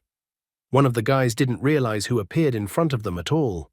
The other guy told Wang Ming to stay out of their business. Wang Ming remarked that since the nasty bedbugs hadn't left yet while he was giving them a chance, it meant that they had decided to stay behind to regret their choice. The nasty guys were immediately frightened by the aura that emanated from Wang Ming. They decided to run away after all. However, it was already too late, and Wang Ming called out the number 3. One of the guys frightenedly stated that Wang Ming had missed the digits 1 and then 2 until the digit 3. This was the wrong answer, as the guy was trying to teach how to count to the person holding the bat. Moments later, the nasty guys ran away, apologizing to Wang Ming and crying. They declared that they wouldn't engage in such matters again. Ling Yushu immediately stood up from the ground and started shaking off his clothes from the dirt. He even started bragging that if the guy didn't help him, he would have dealt with the nasty guys himself. Wang Ming just wasn't sure about this. Wang Ming approached the girl and asked if she was all right. The girl seemed to recognize Wang Ming immediately as she called him by name. Wang Ming, on the other hand, was surprised that the girl suddenly recognized him. With a red face, the girl revealed that Wang Ming used to be her classmate. Ling Yushu immediately started bragging that in their school, rescuing girls seemed to be a tradition. Now Wang Ming remembered where he had seen the school uniform Ling Yushu was wearing before. Out of the kindness of his heart, he decided not to break the guy's finger. Wang Ming was in an incredible hurry, so he immediately said goodbye to the boy and the girl as he had to rush to work. After walking a little further down the alleyway, Wang Ming got lost and didn't know where to go next. Just at that moment, a woman appeared behind him and said that he was not going anywhere else. The guy kept trying to remember where he could see the woman in front of him before. The masked woman didn't hesitate and immediately launched an attack on the guy. Wang Ming was a very smart guy, so he instantly realized that the creepy girl was in front of him. The creepy girl moved quite fast, but at the same moment he felt something strange. A familiar feeling overtook him. At the same moment, he began to dissolve right before the eyes of creepy girl, who was desperately trying to get him. Creepy girl didn't have time to catch up to him as the guy disappeared right before her eyes, falling into the wishing world. She was furious that he had fallen into the wishing world at that very moment. Wang Ming didn't have time to realize anything before he was sitting at a giant luxurious table where other people were also sitting. He was trying to realize what had just happened to him. He thought that creepy girl was just an NPC of the wishing world, so he wondered how she ended up in the real world. In addition, he was also interested in another situation because he had somehow miraculously found himself back in the wishing world.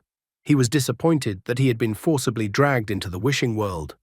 The man in the courier suit stood up from his chair, trying to realize where he had gotten to and what kind of people were in front of him. Some of those present already knew that the wishing world existed, even though they had never been to it. Others were still trying to realize what an incomprehensible place they were in and were starting to panic. However, the woman who was sitting across from Wang Ming decided to stop all of this outrage. She told everyone to shut up and look at their plates. Wang Ming, a veteran of the wishing world, only now noticed his plate with a note on it. According to the notes they had in their plates, they got into a house in the cemetery and had to live there for 10 days.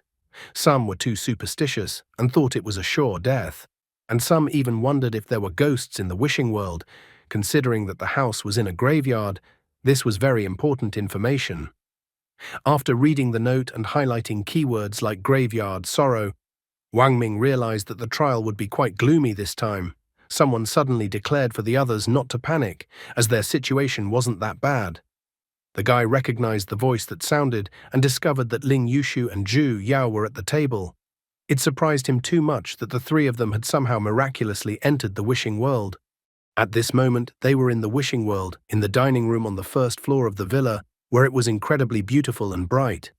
Wang Ming was still surprised that Ling Yushu and Zhu Yao had entered the wishing world with him. The courier was shocked and continued to panic. He pointed out that they were living in a cemetery, and that was enough to consider the situation bad. However, Ling Yushu thought that the courier was wrong. After all, they had never lived in such a luxurious villa and had never eaten such exquisite food. He thought it was incredibly cool to spend 10 days at his leisure in such beautiful surroundings and then have his most cherished wish granted at the end of the ordeal. Ling Yushu did not restrain himself and began to eat the food on the table. He said that they wouldn't be able to get out of this place anyway, so it was best to have a good meal. Some people started to agree with Ling Yushu's opinion. Wang Ming had no idea that this guy was such a hardened optimist. In the end, most of the players decided to relax and eat. One of the guys noticed that Wang Ming got up from the table without eating.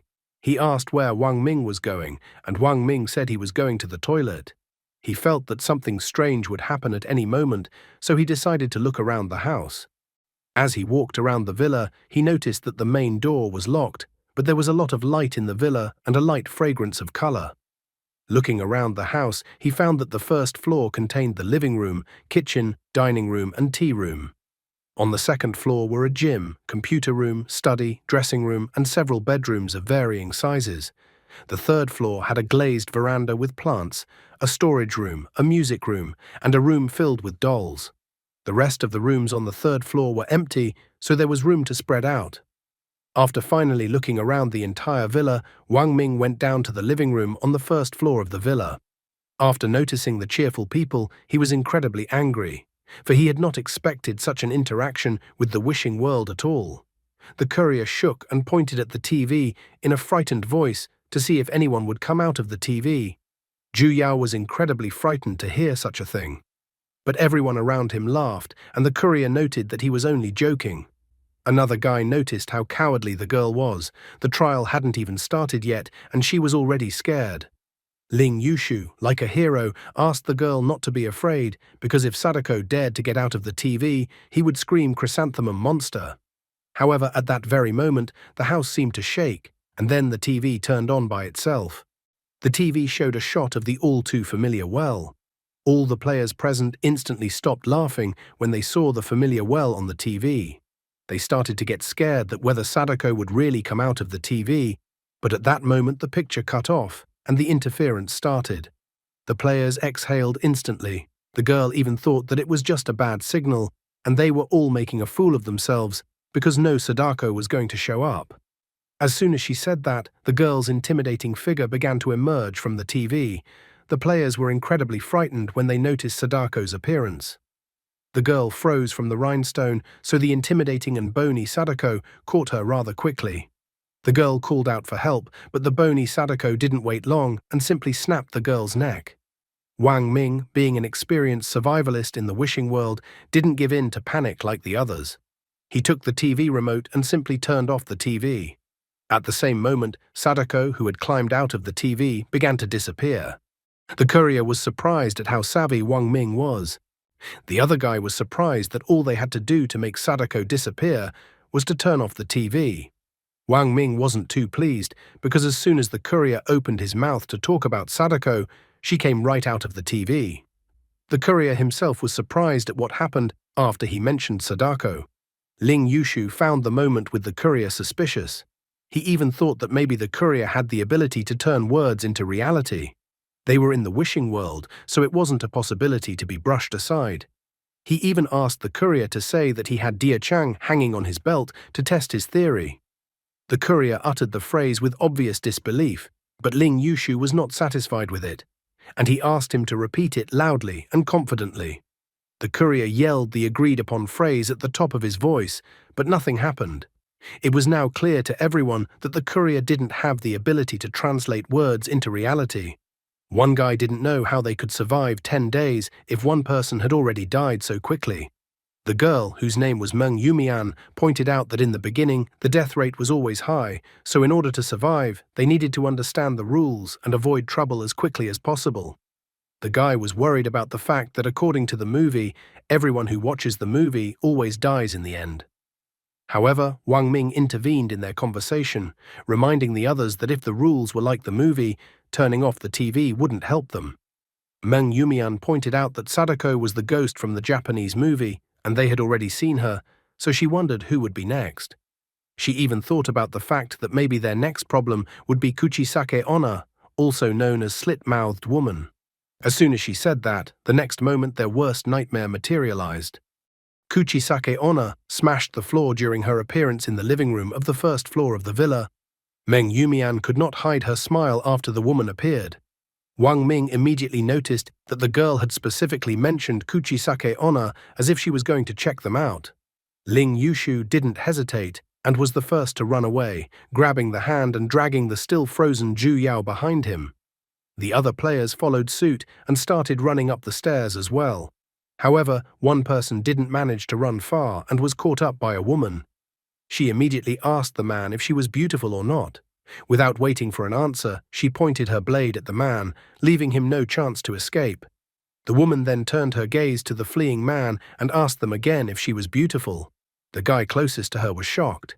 He was surprised that the woman still hadn't disappeared, which meant she would continue her bloody trek. Everyone ran upstairs, trying to find a room where they could hide from the woman's pursuit. After running into the room and closing it, Wang Ming began to listen, quickly realizing that the woman seemed to be coming up the stairs already.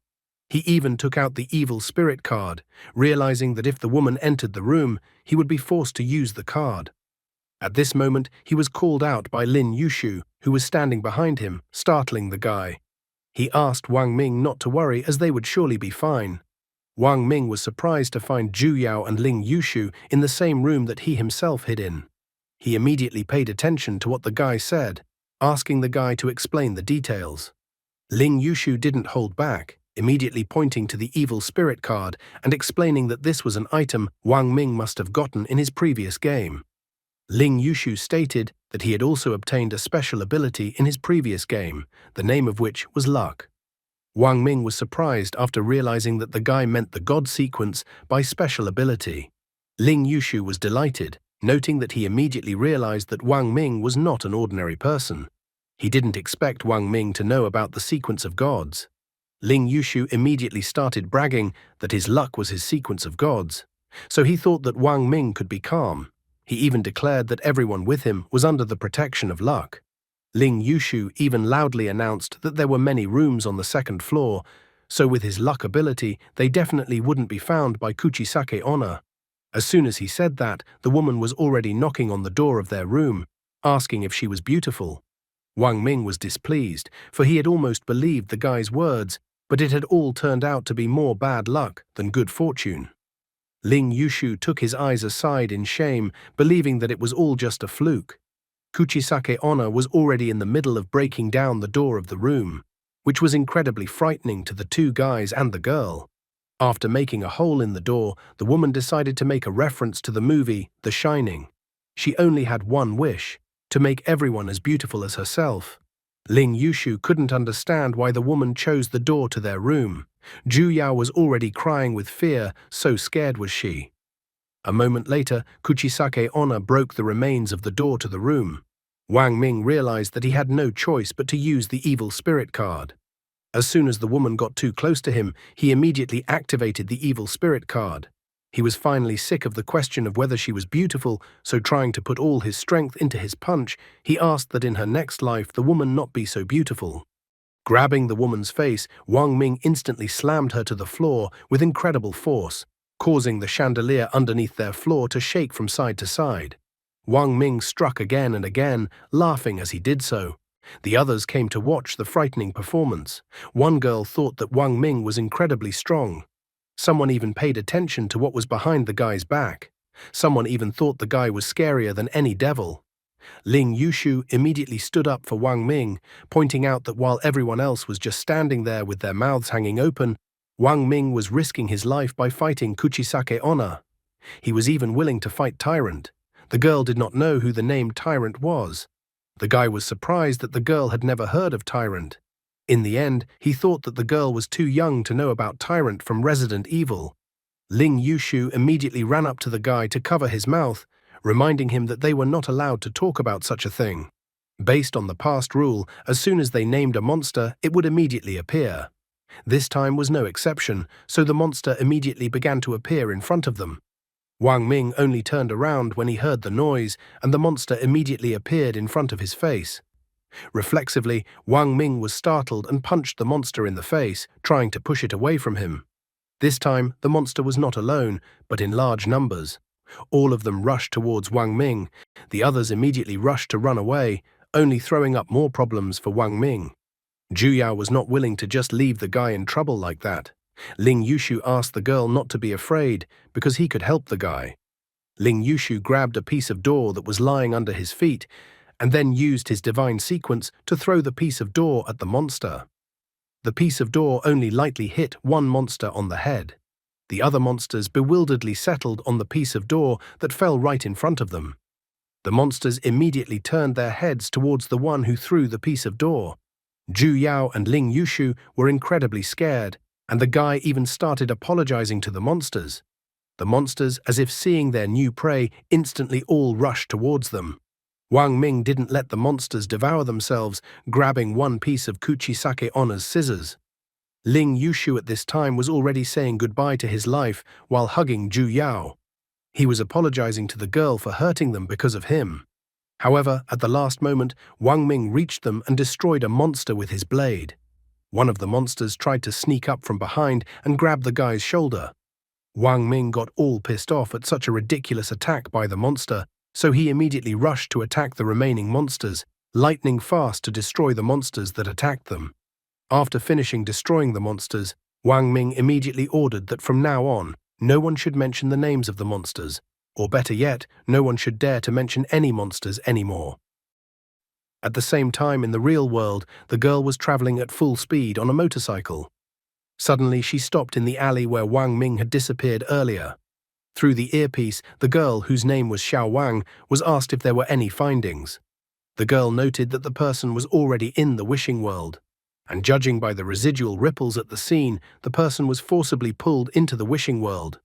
Looking at the data, Xiao Wang was surprised because it looked like the wish monster had already appeared in this place. The girl immediately received a message that a special group was already moving in to help her. The interlocutor was also about to arrive, telling the girl to be careful. Xiao Wang understood the order she received, staying behind to wait for reinforcements. Looks like the guy will never escape from the wishing world alive, and everything will only end with his death. Only one thing is certain about the guy's fate. He will definitely be fired and will be left without a salary. The countdown to the end of the mission was still 10 days, and the mission had only started 2 hours ago. The surviving players gathered in the living room on the first floor. Some began to complain that it had been so little time since the start of the trial, and already there had been such terrible consequences. People were panicking, not knowing how they would survive the next 10 days. They were no longer having as much fun as they had at the beginning of the trial. One guy decided to get more food and keep hiding so he wouldn't run into any more monsters. Wang Ming informed Zhu Yao and Ling Yushu that since the door to the room they were hiding in was broken, there were now no rooms available on the second floor. The guy then asked them if they would go to the third floor with him. Ling Yushu instantly agreed he was willing to follow the guy to any place. Meng Yumian meanwhile kept her eyes on the back of the departing Wang Ming and his new friends. Soon, Wang Ming, Zhu Yao and Ling Yushu went up to the third floor of the villa. As soon as they found a suitable room, then Ling Yushu immediately started massaging Wang Ming's shoulders. He was curious to know more about Wang Ming's divine sequence. The guy couldn't help but admire how awesome Wang Ming was. Wang Ming was not easy at this moment. A cool sweat was protruding on his face. He noticed that the evil spirit's influence on him was getting stronger and stronger, so he wanted to use the evil spirit card as little as possible. Wang Ming decided to talk to the others since they had such a chance. He noticed that the two of them were high school students, and that they had nothing better to do, that they suddenly decided to participate in a wishing game. In addition, evaluating Ling Yushu's stories, the guy guessed that this wasn't the first time they had entered the wishing world. Snuggling into the pillow that was in her hands at this moment, Zhu Yao confessed that this was the second time she had entered the wishing world. She didn't have any items or divine sequence. She had heard from others that the method of wish fulfillment was very strange, so she didn't let the god grant wishes. The girl thought that she probably wouldn't make any wish this time either. According to Wang Ming's knowledge of the wishing world, only those at death, or those whose desire had reached the limit, could enter the wishing world. Therefore, he wondered how the girl had gotten into the wishing world last time. The girl sadly confessed that at that moment she had wished very hard for one particular person to die. And in that moment, she had actually died. As if agonizing over a headache, the guy grabbed his head with his left hand. He thought that it was probably about some school bullies. Wang Ming advised the girl to make a wish this time that no one would ever hurt her again, and that she would have the strength to stand up for herself. After hesitating for a bit, the girl agreed with the guy's advice. Wang Ming then looked at the blonde guy who had been beside him all this time. Ling Yushu confessed with bitterness in his heart and almost shed a tear that money was very hard at home. Ever since he was little, his mother had told him that poor people had to grow up early. He wanted to continue his story further, but Wang Ming cracked him lightly on the head with his hand, telling him to speak normally. Ling Yushu complained that he just wanted to create the right atmosphere. He admitted that this was the third time he had entered the wishing world, and although he had been lucky enough to pass the previous 2 times, he hadn't been able to obtain any items. However, he did obtain an ability. He had comprehended the divine sequence called luck. Wang Ming was surprised that the guy had been tested twice in the wishing world and still couldn't fulfill his wish. Ling Yushu thought that it was because his wish was very great and noble. His wish was to put an end to the wishing world. The guy knew that even in the wishing world, not all wishes could come true, but he believed that someone had to do it all the time to destroy the wishing world. Looking back on his life, he believed that the wishing world should not exist. Ling Yushu wondered to Wang Ming if they would be able to grab his leg after such revelations. He was even willing to become Wang Ming's adopted son, remembering the story of Xu Piaoling wandering for half his life, only regretting that he had not met a wise master. Wang Ming was slightly surprised that he couldn't find the right words. Seeing Wang Ming's silence, Ling Yushu immediately grabbed his legs, saying that he thought Wang Ming was ready to become his adoptive father. Wang Ming told the guy to let go of his legs. Zhu Yao immediately asked if she should also call the guy her foster father. At this moment, someone knocked on the door of their room. Wang Ming, Zhu Yao, and Ling Yushu were immediately alert. Wang Ming asked who was knocking on their door. The girl behind the door said that she had some information she wanted to share. Opening the door slightly, Wang Ming was slightly surprised to see the girl in front of him. He remembered that Meng Yumian had summoned Kuchisake Onna to the villa, so he didn't see why he should believe her. Meng Yumian was interested in the ability that Wang Ming used. The girl decided to inform him that she also had an ability. With her ability, she could directly obtain one key clue for the trial in the wishing world. She even wanted to tell the guy the clue first as a sign of goodwill. Wang Ming was greatly surprised that there was even an ability to directly obtain a key clue to pass the trial. He immediately pointed out that this is a real scam and the use of cheats. Meng Yumian confessed that her clue said that there was actually a traitor lurking among the test participants. This news came as a complete surprise to the guy. The girl said that she had been through one test before, then one of the participants was a monster from the very beginning. He mixed with the other participants, constantly separated them, and secretly killed those who remained alone. There were over 100 people participating in that wish trial, but only 4 people survived in the end. Meng Yumian confessed that she came to the guy because he had a strong attack ability. She thought that if the guy could kill the traitor who was hiding among the participants, they could spend the remaining time in peace. Wang Ming thought that since the girl came to him and told him everything, she might already have a specific person who is the traitor. However, the girl didn't know the name of the traitor, but she thought that she would be able to figure him out very easily, because it was enough to use the elimination method. She noted that the guy had eliminated all the dangers before, so he could be excluded, and of course she also decided to exclude herself from the list of suspects, justifying it by the fact that she voluntarily told the guy the clue. She then inquired if Wang Ming knew the 2 people who were behind his back. Ling Yushu became indignant after hearing the unkind tone in the girl's words. Zhu Yao also denied that she was a traitor. Wang Ming immediately admitted that he and the girl knew each other, so he stood up for them. After hearing the guy's words, Meng Yumian decided to eliminate Zhu Yao and Ling Yushu from the list of suspects. She believed that whether it was an act of pretense or possession, it would be easy for people she knew to spot a trick. Suddenly, the tone of the girl's voice changed. Meng Yumian thought that if there was a traitor in this trial, then he would surely choose someone who had no ties with the others.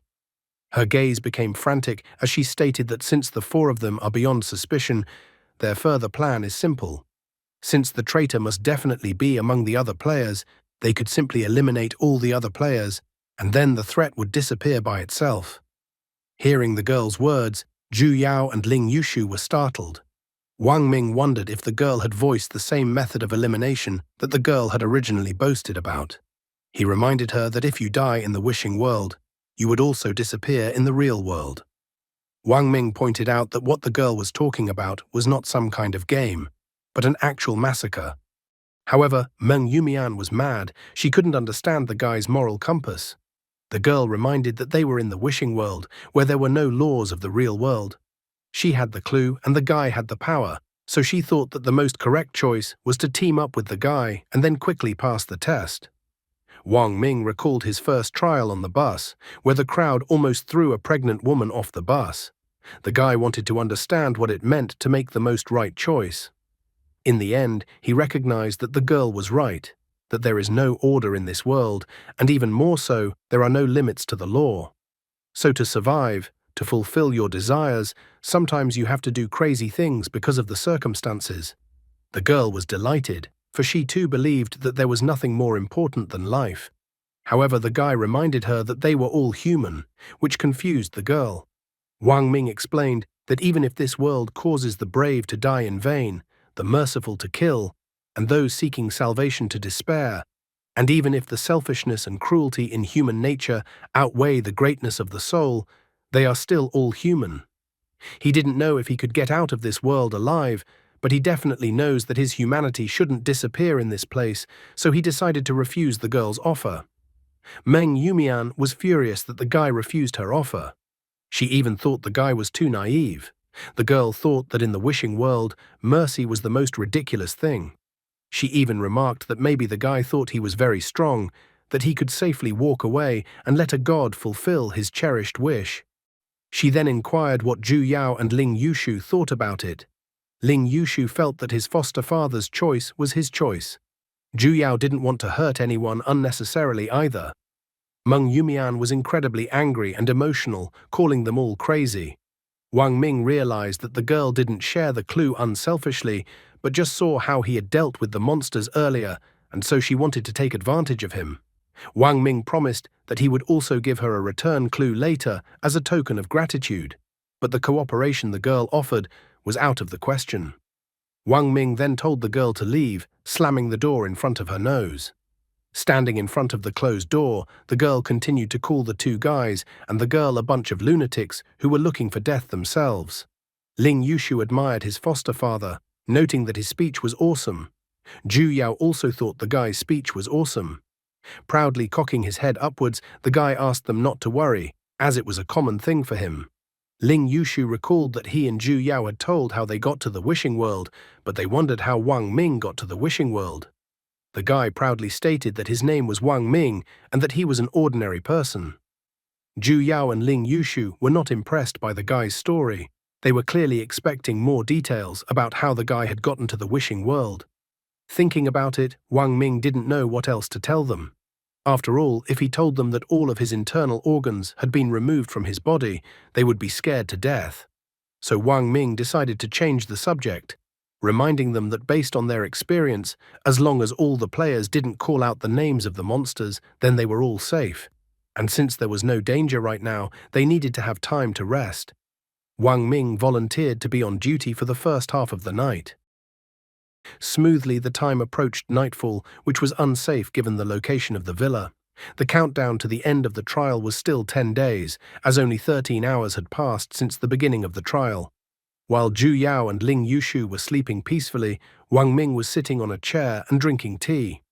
He was incredibly bored, so while he had time, he decided to study the divine sequence he possessed. Divine sequence, logical chain, reinforcement.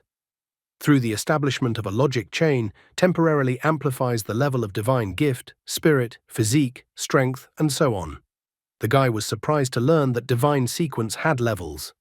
Spirit, physique, strength were all clear to him, but he didn't understand what a divine gift level was. Suddenly, there was a creaking sound in the silence of the night. Wang Ming noticed that the sound came from the next room, assuming it was the sound of someone's footsteps. Wang Ming was surprised to hear the sound of a door opening, as the neighboring room was a doll warehouse and no one lived there. From this noise, Ling Yushu woke up abruptly. He immediately asked his foster father what the sound was coming from the hallway. Wang Ming asked the guy to calm down while he was about to go to see where the noise was coming from. Wang Ming slowly walked to the door and then looked through the door peephole. Based on the sound coming from the door, he assumed that whoever was making the sound must be at the door, but there was no one there. There was no one outside, but the guy could clearly hear someone knocking on their door, which scared him incredibly. However, at this moment, Ling Yushu called out to him, instructing him to look at the gap at the bottom of the door. The guy leaned toward the door, revealing small feet behind the door. Now he was not surprised that no one could be seen through the door peephole, for it turned out that one of the dolls was knocking on the door. At this moment, the doll's eye dropped under the door, and through the door crack crept into the room. He appeared incredibly quickly and unexpectedly right in front of the frightened guy's face. Wang Ming abruptly got up from the floor, and Ling Yushu approached him from behind. The guy complained, noting that he didn't believe that Ling Yushu had a divine sequence. Luck, after all, there were a large number of rooms in the villa, but the monsters somehow came to them first. Ling Yushu couldn't understand why this was the case either. Wang Ming was already too tired of all these monsters and mystery. With a powerful swipe of his left foot, he stomped the eye that had rolled into their room. As soon as he did that, there was an immediate knock on their door. From the fact that there was a loud knocking on the door, Ju Yao woke up and didn't realize what was happening. The blonde man asked the girl not to worry, for they would definitely protect her. A moment later, the doll kicked the door and it flew towards the guys.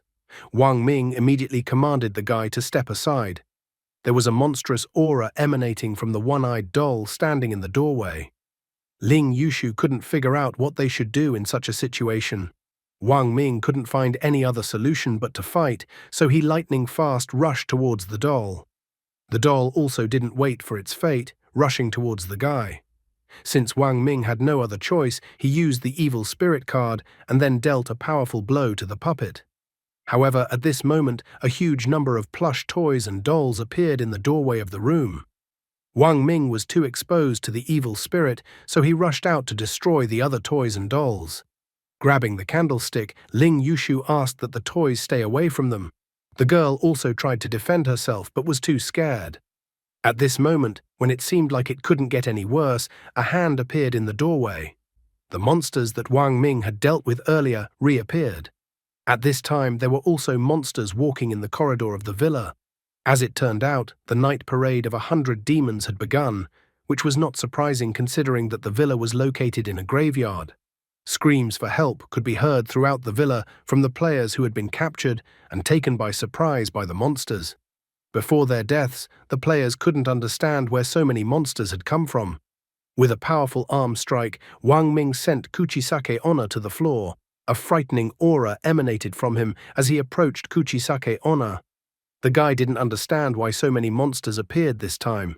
He wondered who had activated the mechanism for so many monsters to appear. He realized that if things continued like this, the 3-minute evil spirit card wouldn't save him. The evil spirit, sensing an opportunity, immediately began to offer the guy a deal, promising to give the guy more time and more power. In addition, he promised that this way the current crisis would definitely be resolved.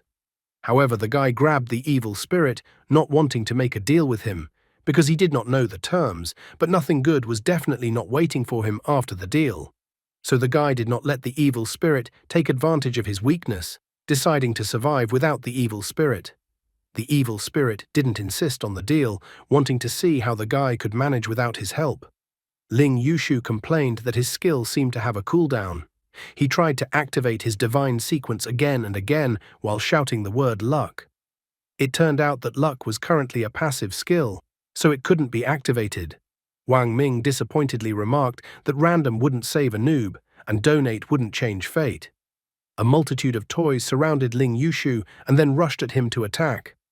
Wang Ming told him to dodge the attacks. Grabbing the candlestick like a baseball bat, the girl asked the toys to stay away from her.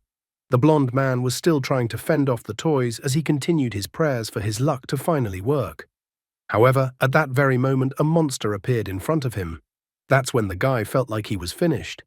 He remembered how, when he was little, his father used to beat his mother while he cried in the corner.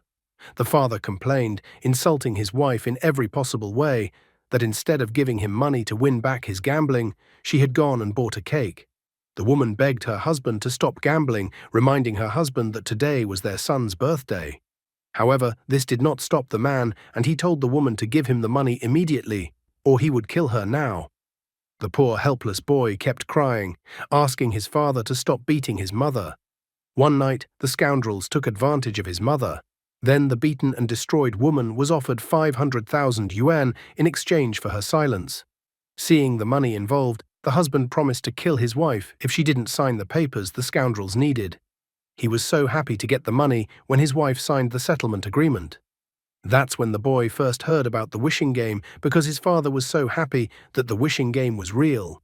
His father had passed the test in the wishing world by asking for 500,000 yen with his wish, and this was the vile way his wish was granted. The poor boy was in complete shock at that moment.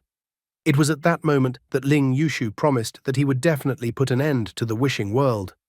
Being under the onslaught of a large number of toys, Wang Ming wondered if the blonde man's ability would work this time. Glowing golden in color and with a newfound determination to fulfill his most important wish, the guy was confident that he would succeed this time. It's not for nothing that they say, be afraid of your wishes. I wonder if Yun Li, the pregnant girl who, like Wang Ming, also survived the ordeal at the nursing home, will make an appearance in the future. It's only the first night, and already so many players are already out of this trial, and they still need to stay in the villa for 9 days. Is there a traitor among the players? Was there really someone who activated the night parade of 100 demons? Ling Yushu successfully managed to repel the monster's attacks with his ability. Even though the monsters surrounded him from all sides, he maintained his fighting spirit. The monsters didn't hold back either and rushed to attack. At the same time, the puppets ran up to the guy from behind and grabbed his legs. Ling Yushu couldn't keep his balance and immediately fell face down on the floor. Wang Ming immediately became indignant, not understanding whose idea it was to release Boruto and that it was not interesting at all, and also lasted a short time. The monsters with happy smiles encircled the guy who was still lying on the floor. Ling Yushu immediately asked for someone to rescue him. At this moment, Wang Ming saw something. The previously fearful Zhu Yao rushed with a candlestick towards the monster that was next to the guy. She put the candlestick into the monster's mouth so that the monster couldn't bite her. The girl, with her last strength, and still in a scared and trembling voice, told the monster to stay away.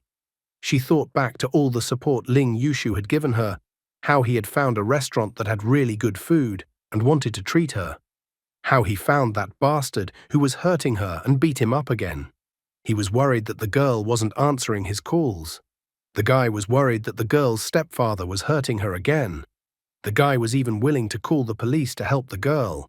He was the only person helping her, so she was willing to risk her life to save his, despite being incredibly cowardly. The girl was desperately fighting for her life. Wang Ming struggled to dodge the monster's attacks. He was extremely uneasy at this moment. Looking around the third-floor room they were in, he realized more and more that it couldn't go on like this for much longer.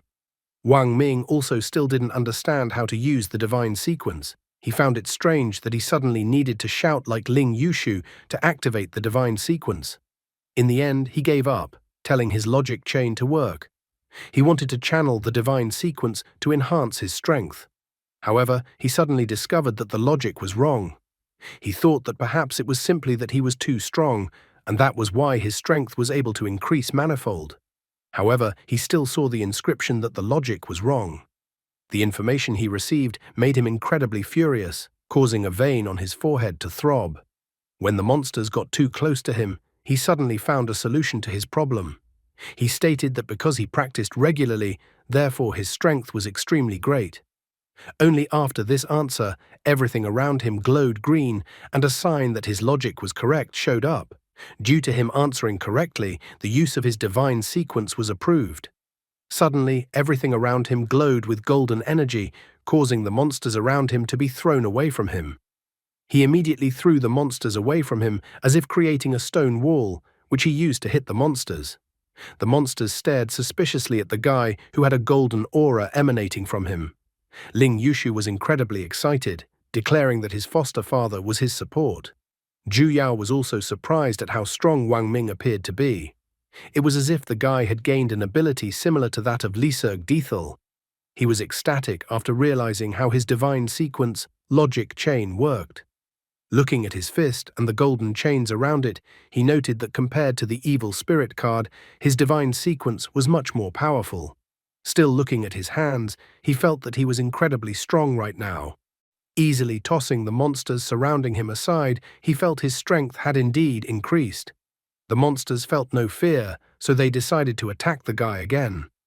Ling Yushu was worried about his new foster father, so he asked him to be more careful as the monsters once again decided to attack his foster father. However, Wang Ming thought that the monsters' attack was not that scary, because he would definitely deal with them now. He rushed forward with incredible speed, leaving a yellow trail behind him as if he was yellow lightning. At full speed, he threw the monsters into the wall. Then, walking over to the defeated monsters, he examined them. After deciding that the monsters in their room were finished, the guy thought about going to the second floor and helping the other players. After going down to the second floor, the guy noticed that the other guy with glasses wasn't having much trouble. Meng Yumian, who was standing next to the guy with glasses, had a chainsaw in her hands in general. Wang Ming immediately realized that these players also had items from the wishing world. The guy only smiled after realizing the situation. After all, while the others were holding back the other monsters, he only had to deal with the remaining 3 monsters that had pounced on him. The shouts of the players and the battles with the monsters still continued to echo throughout the villa. Soon morning came, signaling that the 100-demon night parade was over. All the survivors went down to the living room on the first floor of the villa. Courier noted fearfully that if it wasn't for the items a few players had, they would have all likely died. He sadly noted that there were 10 people left out of 24. The courier was terrified because it had only been one day and already more than half of the players were dead. Sitting on the couch, Wang Ming tiredly noted that Ling Yushu's luck was not helping. The blonde man thought with a smile that it couldn't be said that it wasn't working since he was still alive. He joyfully stated that he had finally realized what his ability was. Ling Yushu folded his hands in the shape of a heart, smilingly noting that meeting Wang Ming was the luck of his life. Wang Ming seemed to not like the blonde man's answer. He asked the blonde man if the blonde man's luck could work on others. Ling Yushu believed that in theory, his luck ability should act on other people. Even though it was a passive skill, in his mind, luck could protect other people besides him. Wang Ming wondered if the ability had a cooldown or its own price for use. Ling Yushu realized that using divine sequence and wish items had its own price, but he unfortunately couldn't yet figure out what the price of luck was. He even assumed that the failures that were happening to him were the price for using luck. Wang Ming seriously thought about the guy's words. Thinking back to the time he spent with him at the villa, he realized that what constantly happened to Ling Yushu was similar to Ling Yushu's assumption. The blonde man wondered what the price was for using Wang Ming's divine ability. Wang Ming thought that his price for using divine abilities might also be failure when he remembered the time he was bitten by a zombie. He admitted that after he activated the ability, the zombie, which was not yet fully dead, immediately bit him on the leg. There were a lot of people around, but it bit him. Lucky for the guy, the zombie had no teeth, so he was fine. Ling Yushu instantly realized that Wang Ming was implying that Ling Yushu's luck had compensated for the price Wang Ming had to pay for using the ability. Wang Ming had assumed this development based on yesterday's situation, where the price of his logic chain seemed to be some kind of accident that should have happened to the guy. If everything was as the guy thought, then his accident could have been prevented due to Ling Yushu's luck. Ling Yushu came to be delighted and even cheerfully said that they could be perfect partners then. At the same moment, Ling Yushu noticed Meng Yumian walking with a chainsaw towards them. The joy from the guy's face instantly left. Still sitting on the sofa and looking at Meng Yumian, the guy asked if she was looking for him. The girl suddenly decided to introduce herself. She stated that her name was Meng Yumian. She then revealed that this was the 3rd time she had entered the wishing world. Her chainsaw was an object of desire, and her divine ability was seer. Meng Yumian even confessed that the first time she entered the wishing world, she had resurrected her dead son. However, her son had become incredibly frightening. Every day he needed to eat fresh raw meat. When Meng Yumian entered the wishing world for the 2nd time and passed the test, her wish was for her son to become a normal person again. Her wish was granted, but her son soon fell ill with leukemia. Meng Yumian wished this time to make a wish that her son's body would become completely healthy. With a frightening look, she declared that once she passed the current game, her son would be fine.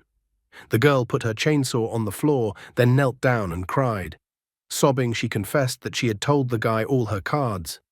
She was well aware that she was selfish, but nevertheless she was a mother who would stop at nothing for the sake of her child. Meng Yumian stated that the guy saw for himself what happened last night. So many people had died last night, so she believed that if they didn't deal with the traitor, there was no chance that they could survive the next night.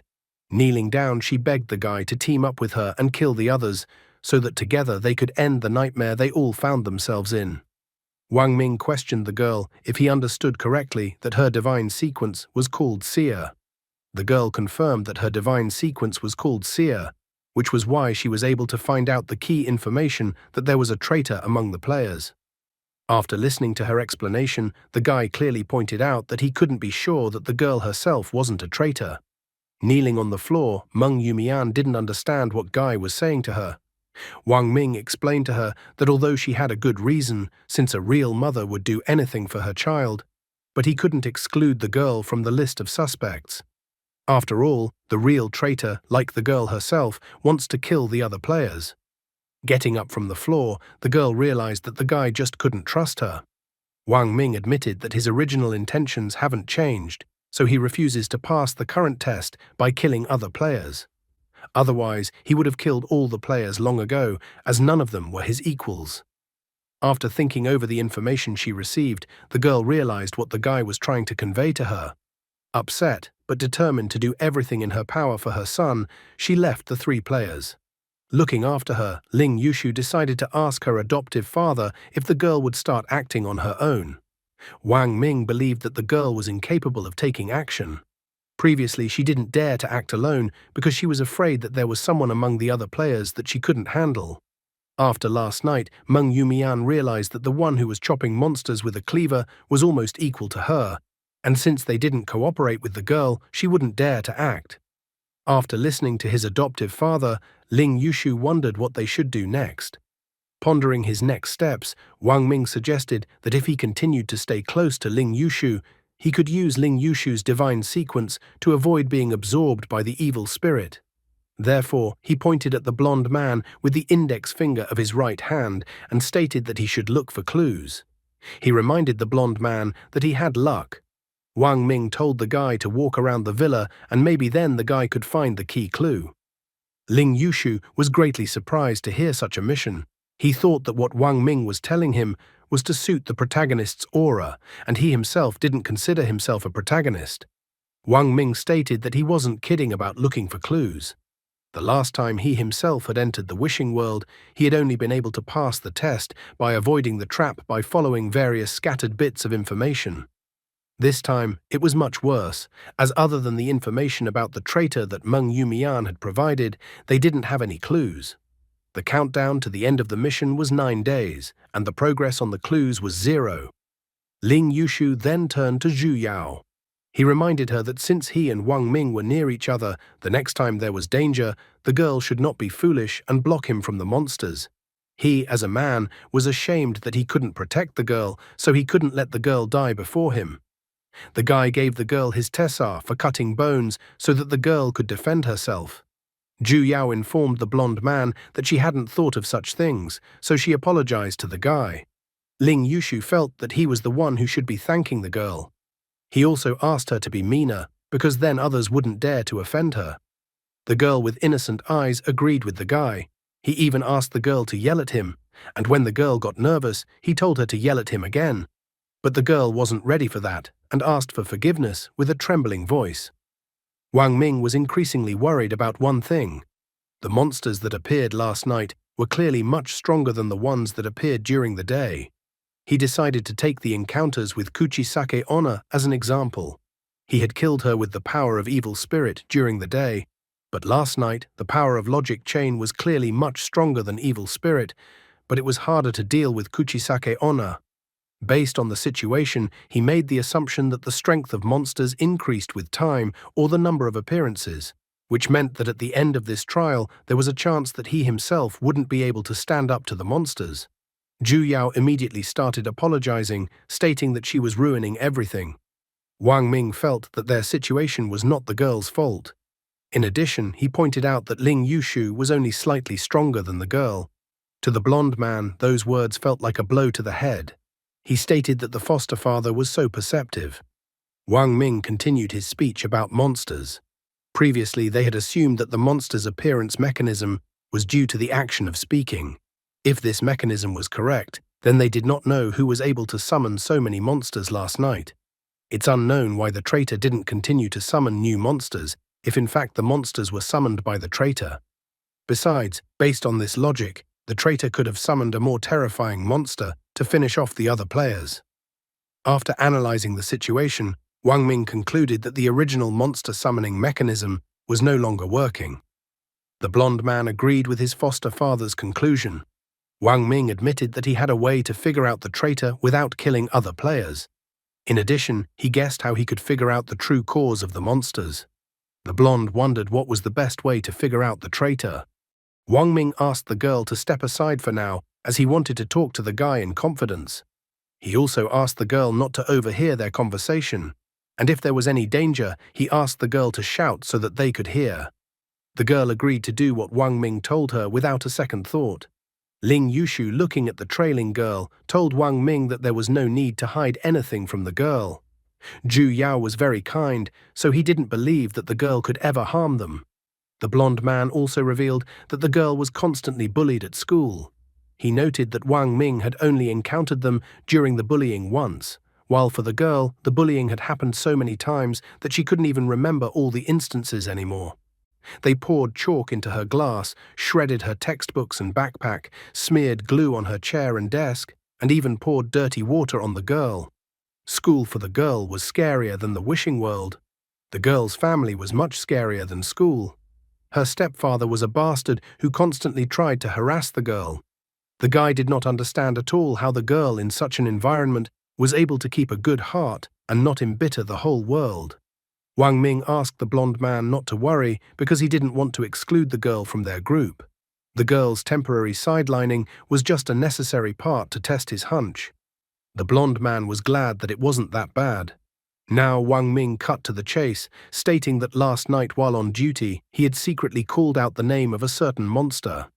The blond man was scared that his foster father had done something similar. Wang Ming admitted that he just wanted to test the mechanism. If the monster had actually appeared, he would have easily dispatched the monster. However, even though he had given the monster's name, the monster still hadn't appeared. Based on his inspection, Wang Ming concluded that the real mechanism for monsters to appear was to mention the monster in the presence of a traitor or some specific person. The blond man was surprised by his foster father's boldness. However, Wang Ming also noticed one potential vulnerability in the rules of the game. When Meng Yumian told them the information about the traitor, they immediately ruled out the three of them as suspects. But it was possible that in the game, the traitor himself might not know that he was actually a traitor. Ling Yushu realized that with the method Wang Ming came up with, it was possible to truly exclude the traitor. Wang Ming ordered the blond man to call out the monster's name, and if the monster appeared, Wang Ming would finish it off with a single blow. Ling Yushu raised his right hand up and told the fallen maiden, the Queen of Spades, to appear. However, the monster never appeared beside them. Wang Ming was encouraged that the method seemed to be working, so he told the guy to continue and name some more monsters. Ling Yushu didn't hold back in his choice of monsters. He declared for the Black Mountain Elder to return Nezuko to him. He then informed Kibutsuji Muzan that he had Blue Spider Lily. In addition, he stated that for the sake of Satoru Gojo, Ryomen Sukuna should show up in front of him and die. Wang Ming found himself slightly surprised by the choice of monsters from the guy's side. He stated that the blond man was incredibly brave. After all, if Sukuna appeared in front of them, how would they be able to defeat him? The blond man even wondered if the foster father wouldn't be able to defeat Kibutsuji Muzan. However, Wang Ming exhaled as the monsters that the blond man had named had not appeared, which meant that he could rule himself and the blond man out as suspects. According to his plan, the next thing they had to do was to find an empty room and then summon the other players and check on them one by one to find out which one of them was the traitor. Wang Ming kneaded his hands in anticipation, waiting to meet the traitor. Would Wang Ming be able to stand up to Kibutsuji Muzan and Ryomen Sukuna at the same time, given how quickly the blond man called them and everyone he called would show up? After that, they went up to a room on the third floor of the villa. Upon entering the room, Ling Yushu informs the guy that he has called everyone into the room, so they are all standing outside the door of the room, just waiting for further orders. Wang Ming asks the blond guy to be careful as well. After all, his way could surely provoke the traitor, and then the traitor will attack first. Ling Yushu asked his foster father if they need to check on Zhu Yao. Wang Ming couldn't believe that with the girl's character, she could be a traitor. Ling Yushu agreed with him since the girl was incredibly kind, but the way the foster father said it was a bit strange to him. Wang Ming was slightly displeased with such a claim. He told the guy to stop talking and open the door to greet the guests. The blonde guy winked at his foster father and went to open the door. The first to enter the room was Meng Yumian. She was extremely unhappy that in order to avoid killing anyone, the guy was going out of his way to come up with all sorts of stupid ways to solve the problem. However, she hoped that the guy's way would actually work. Wang Ming admitted that he was surprised by her behavior since he thought she would object. As she sat down on the chair, she pointed out that no one is born cruel and everything she does is only for the sake of the child. Sitting across from her on the couch, the guy began to repeat the rules. He again reminded the girl of the rules that she must say the monster's name in his presence, and in return he would also repeat that monster's name. If after all these actions the monster does not appear, then it means the girl is not a traitor. In addition, he reminded that before entering the room and after she leaves the room, she is obliged not to talk about monster names with anyone. Without putting it off, they decided to start right away. After that, the girl called out the names, Sadako, Kuchisake Onna, and the others, but nothing happened. All the people lined up in front of the door of the room. Soon they heard the next person being called. After several attempts, nothing changed in the villa. People went in and out of the room one by one. Some standing in line were still worried if this method would work. They even thought that the traitor was not among them at all. Finally, it was Zhu Yao's turn, who was very worried. The guy asked the girl if Ling Yushu had told her about their assumptions. The girl admitted that she understood everything. Wang Ming reminded her that when zombies appeared not too long ago, Ling Yushu had mentioned Tyrant, and then another player had mentioned Resident Evil. Back then, the girl didn't know what Tyrant was, but she knew that Resident Evil was a zombie movie. The guy asked the girl if he understood her correctly. The girl was incredibly frightened when she heard how the guy could call the names of monsters so calmly. Suddenly, as if out of nowhere, zombies began to appear. Everyone immediately began to point at the girl that she was the traitor they were looking for. A huge number of zombies rushed in their direction. Zhu Yao could not believe that she was a traitor. After all, she could not harm others. The realization that she was a traitor made her shake. She stammered and tried to justify that she wasn't a traitor. The guy calmly pointed out that he understood. He admitted that he had suspected the girl a long time ago, but he just didn't have any proof. And besides, he didn't want to believe it himself. He asked the girl to start by listening to his explanation of the mechanism of the monster's appearance. Initially, someone mentioned Sadako, and the girl knows Sadako's story and maybe even watched a movie about her, so Sadako appeared. Then Meng Yumian intentionally mentioned Kuchisake Onna, and it just so happened that the girl also knew about Kuchisake Onna, so she appeared. And finally Tyrant, who was mentioned by Ling Yushu. The girl didn't know what Tyrant was and only knew about zombies, so the zombies from the movie appeared. As for the 100 Demon Night Parade, the guy was on duty at night, and Ling Yushu and Zhu Yao were asleep at the time. Wang Ming, although he didn't know what the girl was dreaming about, but he had seen the girl's fear and tossing in her sleep, so the girl was sleeping rather restlessly. He even speculated that the appearance of monsters was not limited to just what the girl thought, and what the girl was dreaming about might also appear, but the girl just didn't notice it. The girl was shaking with fear. She understood what Wang Ming told her, but she just didn't know what to do in a situation like this. Zhu Yao couldn't contain her emotions anymore and started crying. She blamed herself for the deaths of others and asked for forgiveness. He came closer to the girl and put his hand on her shoulder, asking that the girl not to be afraid. The guy asked that the girl not to blame herself, for she is the key to their survival. He even asked the girl not to even think about it. Suddenly he realized that he had made a fatal mistake. If you say to a person, "Don't think of a pink elephant," the person will imagine a pink elephant on the contrary. The guy realized that before, Zhu Yao did not realize that she was a traitor, so she did not think about all these things too much and just subconsciously followed the rules.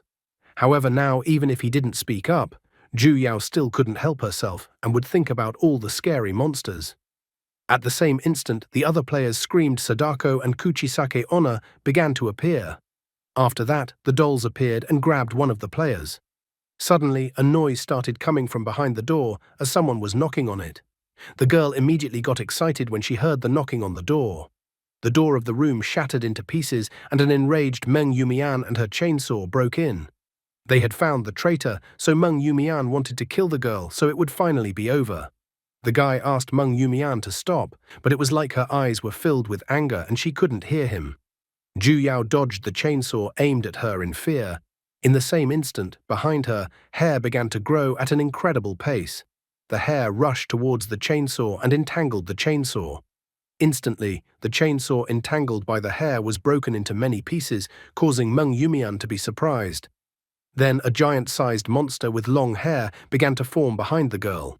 The monster saw the guy and then tried to attack him. However, Zhu Yao asked the monster in fear not to do so. The girl watched fearfully and asked the monsters to stop doing all these horrible things.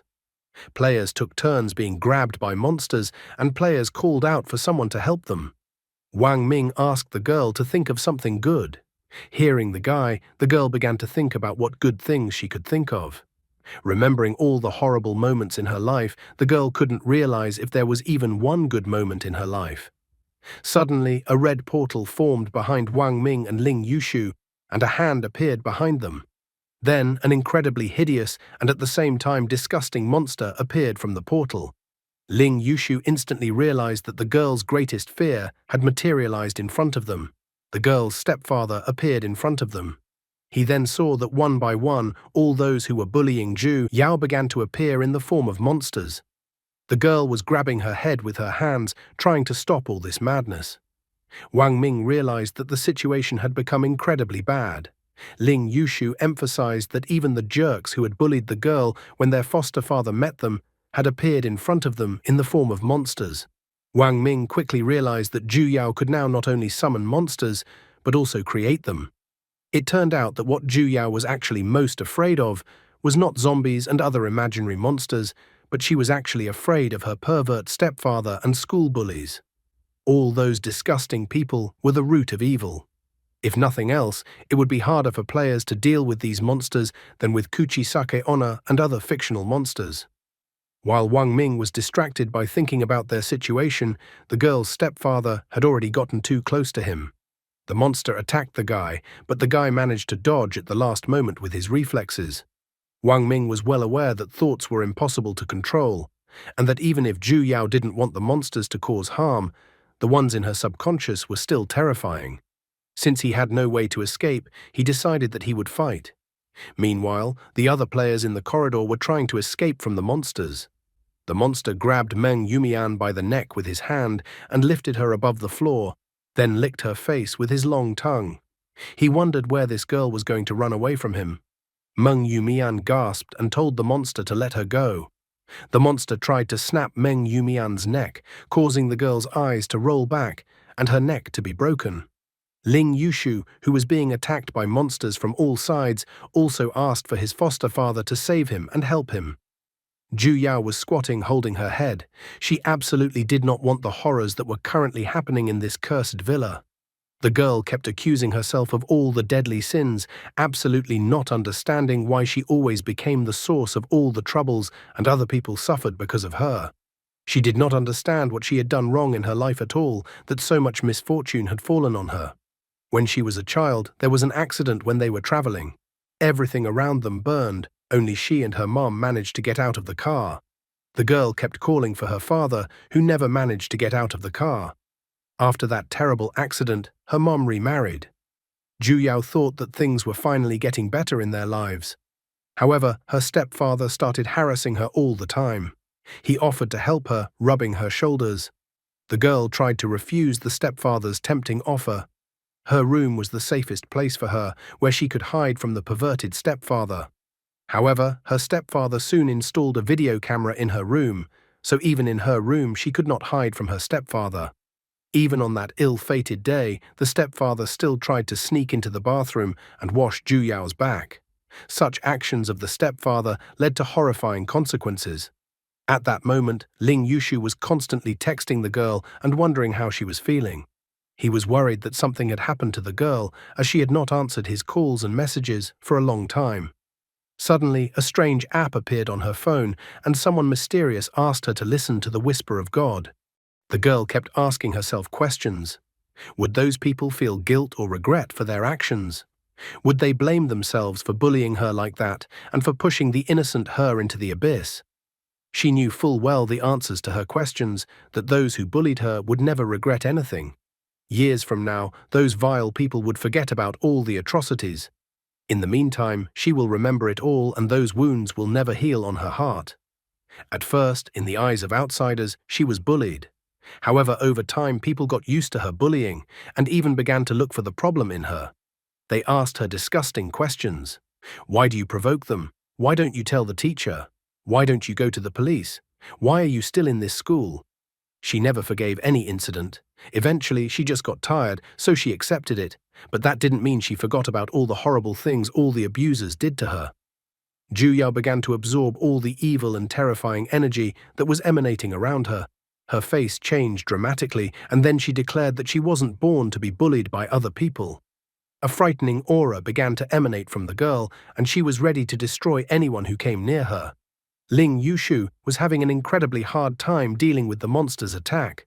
Wang Ming called out to the girl once again. The guy noticed that many of the offending monsters had moved closer to the girl.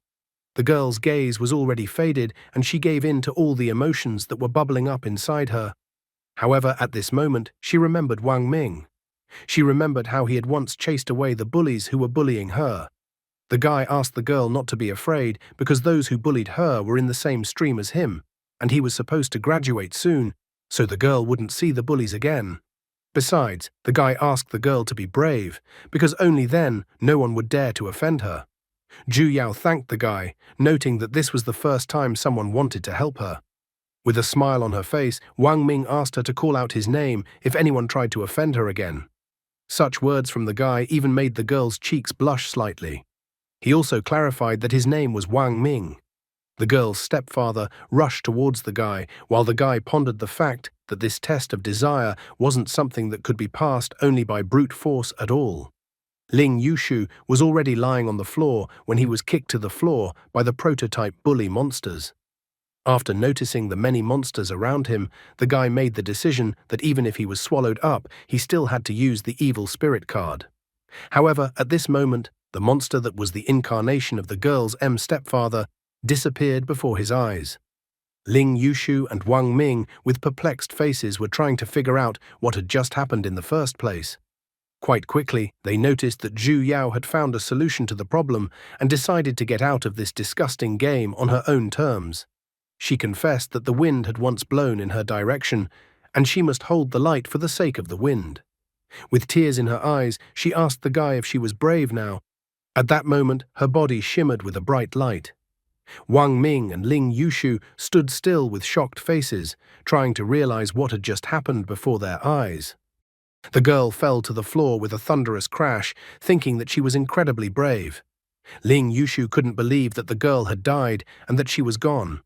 When Wang Ming tried to approach her, the huge chandelier above him faltered, and then the huge chandelier rumbled and fell behind him.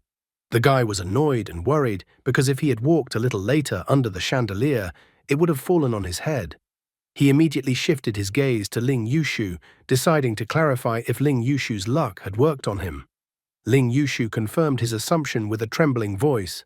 The guy refused to believe that the girl had died.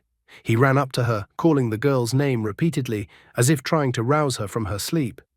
However, contrary to his wish, the knife entered too deep into his throat, so deep that Ju Yao's body had already started to cool down, and even his luck was powerless in this case.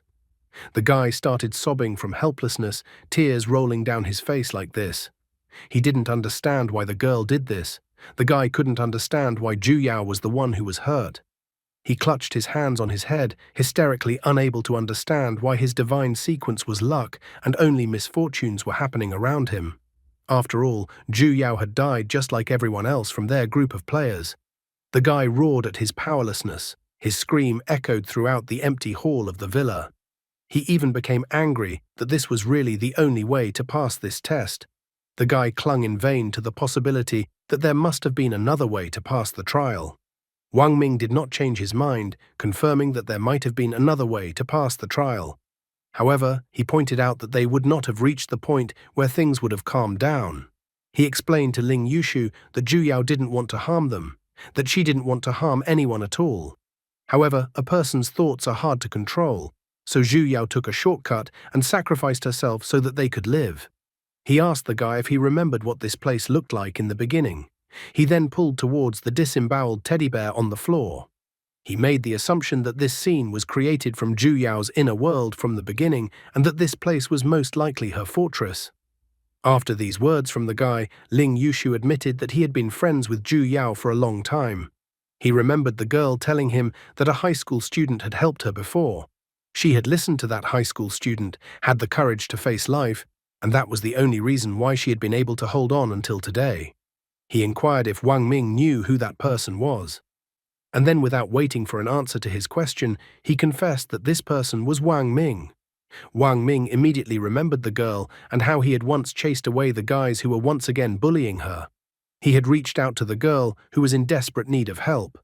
Wang Ming did not expect at all to meet that girl again in such a disgusting situation. However, he asked Ling Yushu not to be sad because the girl still had a chance. Ling Yushu was shocked after hearing his words. The guy couldn't believe that Wang Ming was implying that they should ask the God of Wishes to resurrect the girl. He grabbed Wang Ming's shoulder and resolutely stated that under no circumstances should he do anything like this to the girl. After all, people resurrected in this manner were not human at all afterward. He knew that Zhu Yao was a kind person, and if they asked the God of Wishes to resurrect her, the girl's soul would not find peace. Guy believed that there was no way the girl would want to live such a life. He thought that such an option was worse than death. Wang Ming agreed with him and then added that he had also heard about wish-granting. As soon as he heard about it, he decided that he would never resurrect anyone. However, the guy optimistically asked Ling Yushu not to forget that there were currently 2 of them, so they could ask the God of Wishes to grant 2 wishes. Ling Yushu looked at him perplexedly. Wang Ming then asked Ling Yushu if he was willing to give up his original wish to help Zhu Yao. The guy's eyes lit up with hope as he said that he was willing to help Zhu Yao. All the monsters had disappeared. No dangers occurred during the remaining time. The villa had enough supplies of food and water. However, after everything that had happened, Wang Ming and Ling Yushu were going through the hardest time. 10 days after the game started, the huge front door of the villa suddenly opened. Wang Ming and Ling Yushu were surprised when the door suddenly opened. Butcher was the one who opened the front door to the villa. Ling Yushu stood there with his mouth open. Wang Ming immediately grabbed the evil spirit card, not realizing who the stranger was. Nevertheless, he felt an incredibly strong pressure coming from the stranger. Suddenly, the stranger started laughing at the guys and the girl. He thought that sacrificing oneself for others was ridiculous. Ling Yushu, hearing the stranger's words, was shocked, and Wang Ming was wary. Butcher admitted that he had never thought that the guys would be so lucky to see such a funny moment. Wang Ming didn't share his words and didn't understand at all why the stranger suddenly started laughing. He thought that since this situation was a joke to the stranger, it was all because of the squalor of the stranger himself. After all, just because of this, the stranger can't empathize with people and thinks everything that happened was a joke. Wang Ming pointed out that all great things are born from the ordinary, and all glory begins with caviar. Therefore, he thought that it was the stranger who was funny and not something else. Butcher swung his foot around and kicked the floor with it, causing the floor to start cracking in all directions. He threateningly asked the guy if the guy was afraid that he would just kill him. However, Wang Ming didn't even flinch after the direct threat from Butcher towards him. Butcher even praised the guy when he noticed that the guy had long ago realized that because of the restrictions and rules of the wishing world, he couldn't hurt them. Wang Ming realized that the stranger, just like Creepy Girl, by some rules could not harm the players. However, based on this assumption, what they experienced in the world of desire was not something isolated, which meant that there was another, watching monster behind all these events. The man suddenly laughed. He informed the guys that everyone calls him Butcher, even though he doesn't like that name. Suddenly, Butcher thrust his cleaver into the floor, calling out to the owner of the villa. In the same instant, he found the girl and began taunting the guys that the villa owner was dead because of them. After that, he congratulated the surviving guys that they would now be able to hear the whisper of a god. A piece of paper appeared in Wang Ming and Ling Yushu's hands, where they were to write down their wish. Wang Ming reminded Ling Yushu that they should not use the word resurrect this time. Ling Yushu agreed with this decision. Then one of them wrote that Zhu Yao should keep her original goodness, and the other asked that Zhu Yao should have beautiful memories. Wang Ming thought that with beautiful memories, with original kindness, in an unknown place, she would still be that Zhu Yao. Suddenly, he heard that by heeding the whisper of a god, his wish would be granted. However, at this moment, he stared at his right hand as something began to appear in his hand. A moment later, some sort of small blade materialized in his right hand. The guy assumed it was a new item of desire. He received the blade of shrieking. He heard a whisper about whether he was sure he didn't want to experience the sharpness of the blade on his own body and hear his own scream. Such a thing made his hand twitch, as if the blade had suddenly gotten heavier. In the same instant, Wang Ming dispelled the blade from his hand. The blade seemed incredibly creepy to him, as he had only grasped the blade and already horrible thoughts had appeared in his mind. Suddenly, the entire villa trembled as if it was ready to collapse. Wang Ming immediately guessed that the current game had come to an end. However, Butcher wasn't done with him yet and wanted to make fun of the guy one last time. He asked the guy whether or not the guy thought the mother and daughter got rescued from the nursing home. In the still crumbling villa, Wang Ming was annoyed by Butcher's words, trying to figure out what Butcher had done to them. The guy realized that it looked like the monster watching over the nursing home was also Butcher. Butcher was amused by the whole situation.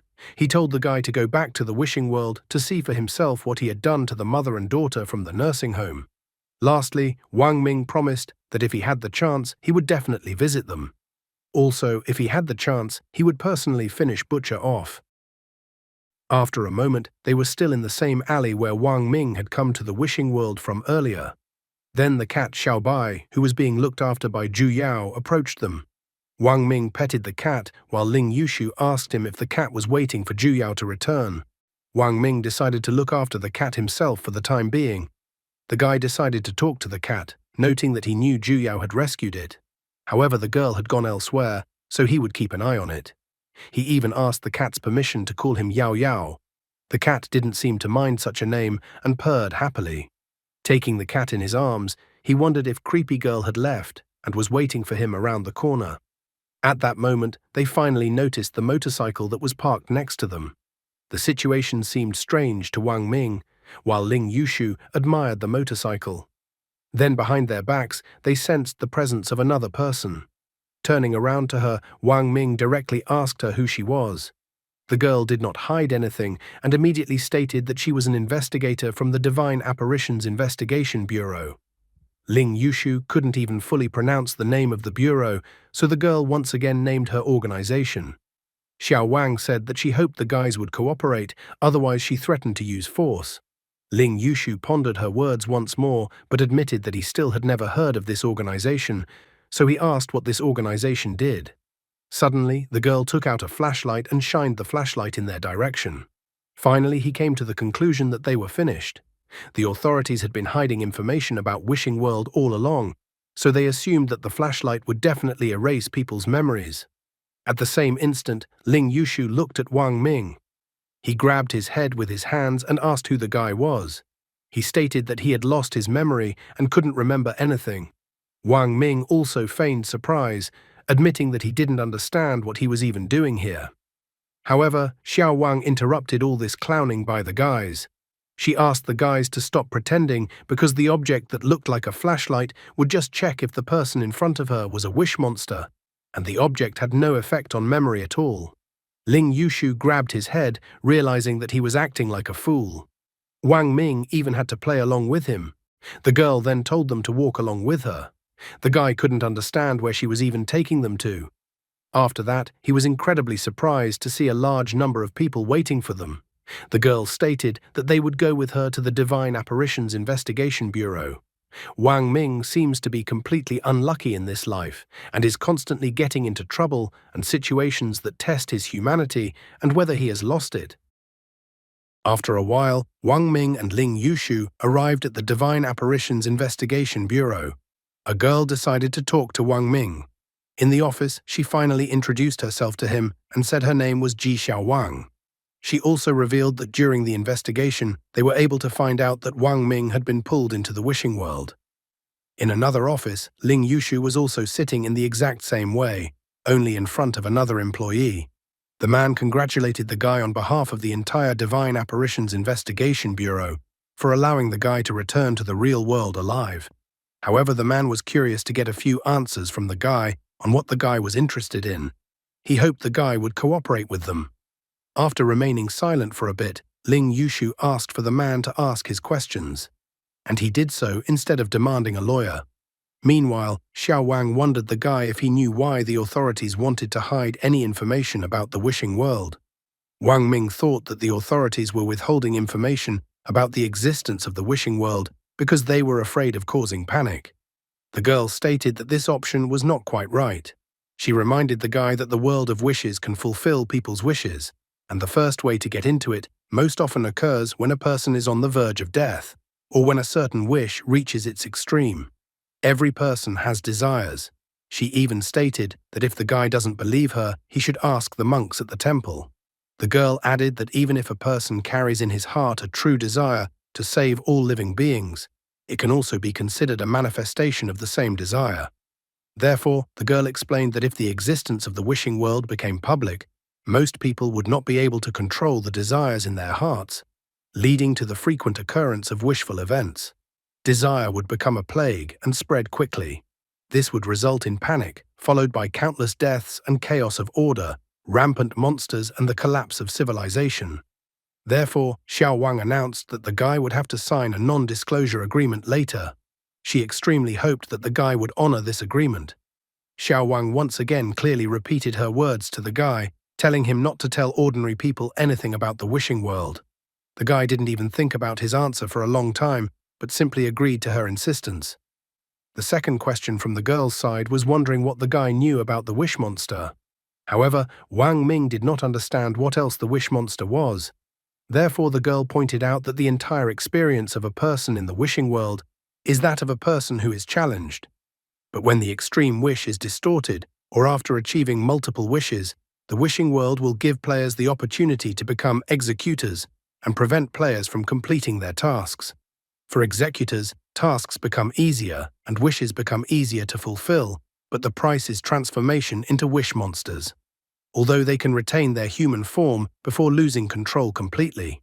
But they are no longer human, but puppets of desires, wish monsters who will go to any lengths to achieve their goals. After Xiao Wang's words, the first thing that came to his mind was the creepy girl who was the conductor during the bus ordeal. He now realized that she was a wish monster. Noticing the fact that the guy was starting to think about something, the girl slightly rose from her chair and leaned towards him. Xiao Wang stated that the guy seemed to know something. She explained that after he returned, they didn't just bring him to Divine Apparitions Investigation Bureau to ask him questions. She shared that they had previously caught the wish monster's breath at the place where the guy had entered the wishing world. Therefore, she confidently inquired from the guy that the guy most likely knows himself that he is being haunted by the wish monster. The guy realized that there was no point in denying it, so he exhaled heavily. After that, he explained that it was just as she had said earlier. He and the wish monster who was chasing him were riding on the bus, and then he briefly explained the situation. The guy asked Xiao Wang about his current situation. He was now more aware that he had gotten into trouble on his own head with the enforcer, the same wish monster. He admitted that at that moment he thought that she was just an NPC. Xiao Wang was a little surprised that he had mistaken the wish monster for an NPC. After that, she began to wonder if the guy had known beforehand that he could bring the monster upon himself, would he have decided to still save that pregnant woman or not? Wang Ming found this question quite tricky. In the end, he said that he could only say that the situation was difficult, but the advantage was on his side. The girl jumped up and banged her hands on the table as if the guy had failed the Voight Kampf test. She looked down at him, saying that he was the only one who had managed to bring his jokes to Wishing World. The guy, however, asked that she not look at him with that look. After all, because of his actions, he had managed to become a target for the Wish Monster in his first trial in the Wishing World. In the end, she said that in general the guy had done the right thing, because if he hadn't intervened then, that pregnant woman would have died. But because of that action, he had ruined the assignment for the conductor. The girl speculated that Creepy Girl probably had an item that prevented death. So after failing, she didn't die in the wishing world, but returned to the real world to take revenge on the guy. The guy even scoffed that this is what it really feels like when someone remembers you. After that, she said that the guy had nothing more to add about the wishing world. Then, after signing a confidentiality agreement, he could leave the Divine Apparitions Investigation Bureau building. But her words only caused a look of bewilderment on the guy's face. He immediately asked the girl to wait for now, and then said that he actually had more questions. Xiao Wang didn't immediately chase him out of the office, allowing him to ask her whatever he wanted. She regretted letting him ask her questions. The guy's mouth was a cornucopia of questions. He wondered why he and the Wish Monster were in the same city and if it was a mere coincidence. How did the Wish Monster find him? Did the girl have a boyfriend? Plus, he was curious to know the subtleties of a moment. After all, if it was confirmed that the Wish Monster wanted to kill him, then the Divine Apparitions Investigation Bureau agents should supposedly deal with the Wish Monster first. The guy stated that he wasn't really afraid of death, but that innocent people would suffer because of him. What a pure and sincere person appeared before the girl. The girl's patience was at Saitama's level from so many questions from the guy. In her thoughts, she tried to hold back, noting that if it wasn't for her current situation, she would definitely go up to the guy and knock him on the head. Plus, she managed to notice that there was some weird question in the middle among the guy's questions. She coughed a little and the guy sat back down. After that, the girl explained that under normal circumstances, no matter how much time one spent in the wishing world, one trial corresponded to 30 minutes in real time. Wang Ming then wondered what would happen if the trial lasted longer than 30 minutes. Xiao Wang sadly cast her eyes downward, noting that if the trial lasted longer than 30 minutes, there was a high probability that the person would no longer be able to return to the real world. Wang Ming paid attention to the expression on her face as she spoke these words to him. After that, Xiao Wang already insisted that he sign a non-disclosure agreement and then leave the building. The guy realized that he was just going to be kicked out the door for no reason. Nevertheless, he asked if they wanted to invite him to the Divine Apparitions Investigation Bureau. The girl looked at him with an expressionless expression. Wang Ming asked the girl not to look at him with that look. He explained that novels are always written like this. When a person is involved in supernatural events, they get an offer from the official bodies. The guy understood that joining the organization was his personal choice, but nevertheless he felt that they couldn't help but act according to common sense. Xiao Wang was slightly surprised by his words. She directly asked if the guy was afraid of falling victim to the Wish Monster and seeking protection from Divine Apparitions Investigation Bureau. The guy stated that it was unnecessary to be so direct about it.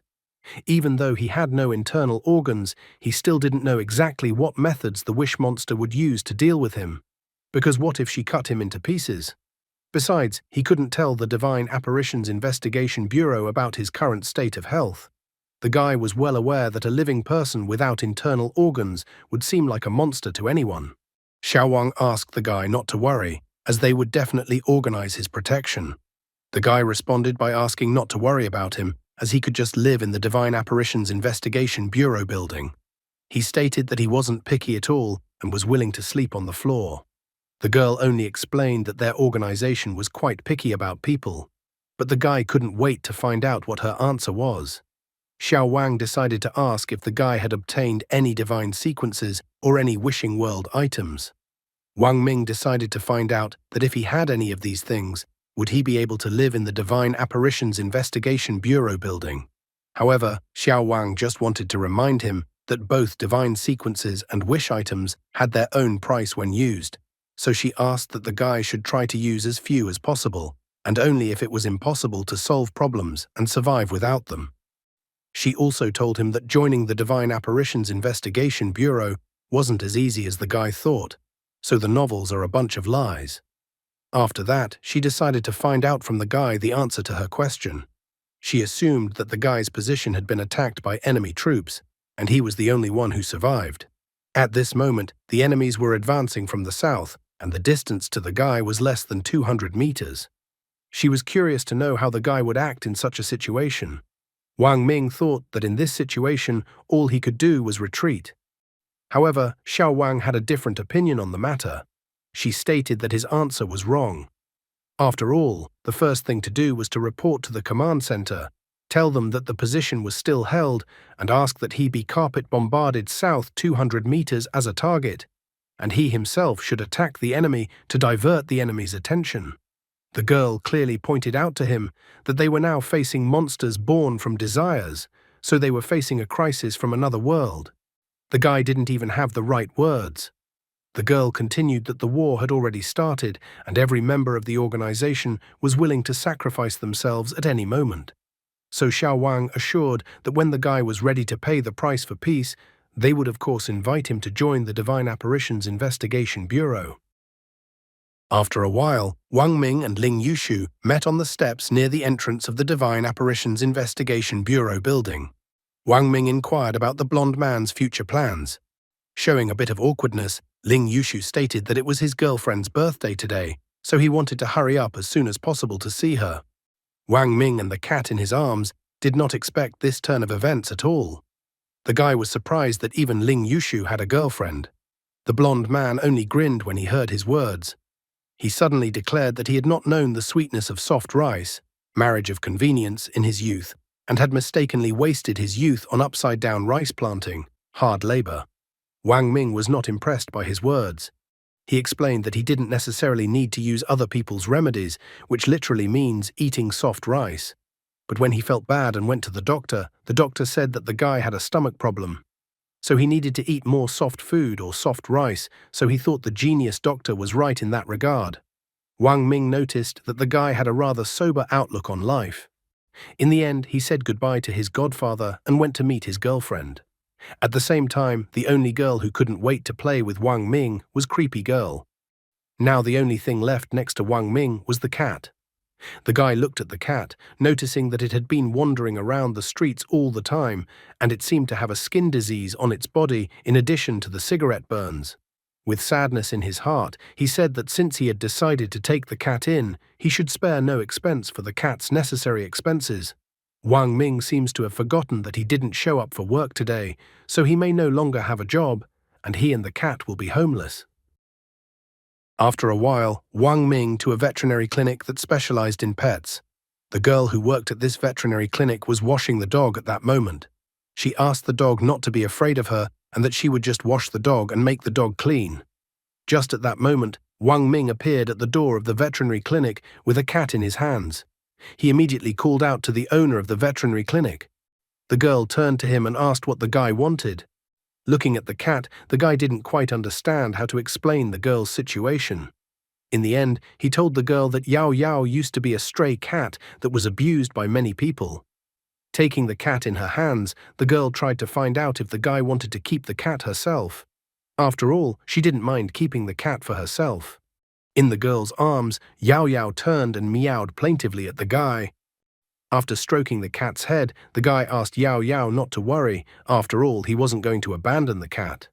He just wanted the girl to take care of the cat's wounds. The girl happily hugged and stroked the cat, asking the guy not to worry about anything, for she would definitely heal the cat. While the girl was chatting with the guy, she put Yao Yao on the pillow. At that moment, a dog approached Yao Yao. After looking at Yao Yao, the dog with a pink bow on its head came closer and licked the cat happily. Once outside, the guy called his supervisor. He apologized to the woman and asked her to give him a chance to justify himself. But he abruptly corrected himself and asked the woman to listen to his explanation. However, the supervisor yelled at him. The woman stated that she did not want his explanation. She was angry, noting that she had absolutely no idea what had happened, but the street was blocked off. Therefore, she stated that they would not be able to work anytime soon. She then told the guy to wait for her call when the situation got better. Wang Ming was surprised that an entire street was blocked off. He even thought it had something to do with the wish monster. In the end, he informed the supervisor that he understood everything, and then they ended the call. Just at that moment, some girl started walking up to him. The masked girl laughed that they had met again. The guy instantly realized that the creepy girl in front of him was the same creepy girl, the bus conductor. Taking off her glasses, the girl with hate-filled eyes wondered if the guy had forgotten her. The girl gave off a pungent odor of perfume mixed with rottenness. Putting his hand behind his back, Wang Ming inquired if they knew each other. He even inquired if the cosplay zombie girl was practicing cosplay right now. However, the girl announced with a slight laugh that it was useless. Removing the mask from her face, the creepy girl was incredibly angry. She believed that the guy had ruined her plans, so don't even let him think that she would just take him so easily and let him go.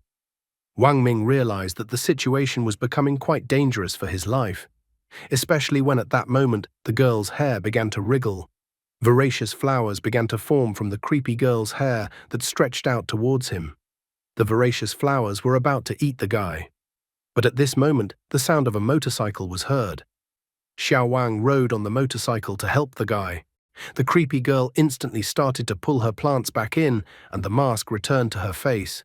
She was surprised and angry at being interrupted once again. Creepy girl grudgingly stated that she let the guy be protected now, but that they wouldn't be able to protect him forever. Therefore, she told him to wait for the moment when she would deal with him. After that, creepy girl rushed away.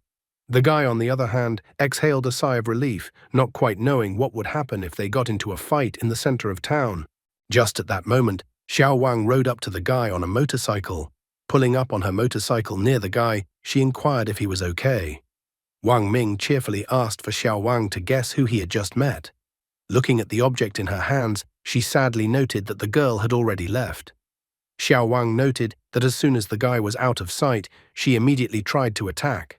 Therefore, Xiao Wang concluded that this creature was not going to wait any longer. After listening to her, Wang Ming declared that he refused to be the bait to catch the wish monster. However, Xiao Wang stated that the guy had no choice, although he might not care. The girl pointed out that they were currently short of people, so the captain decided that until they dealt with the wish monster, she would stay with him. The girl even inquired if the guy was okay with her proposal. Wang Ming was shocked by such news because he was put in front of the fact. While the girl was puzzled that he didn't answer her question, the guy was examining her. He noted the girl's positive external factors, that she had long legs, a thin waist, and that she was beautiful, plus she was an agent.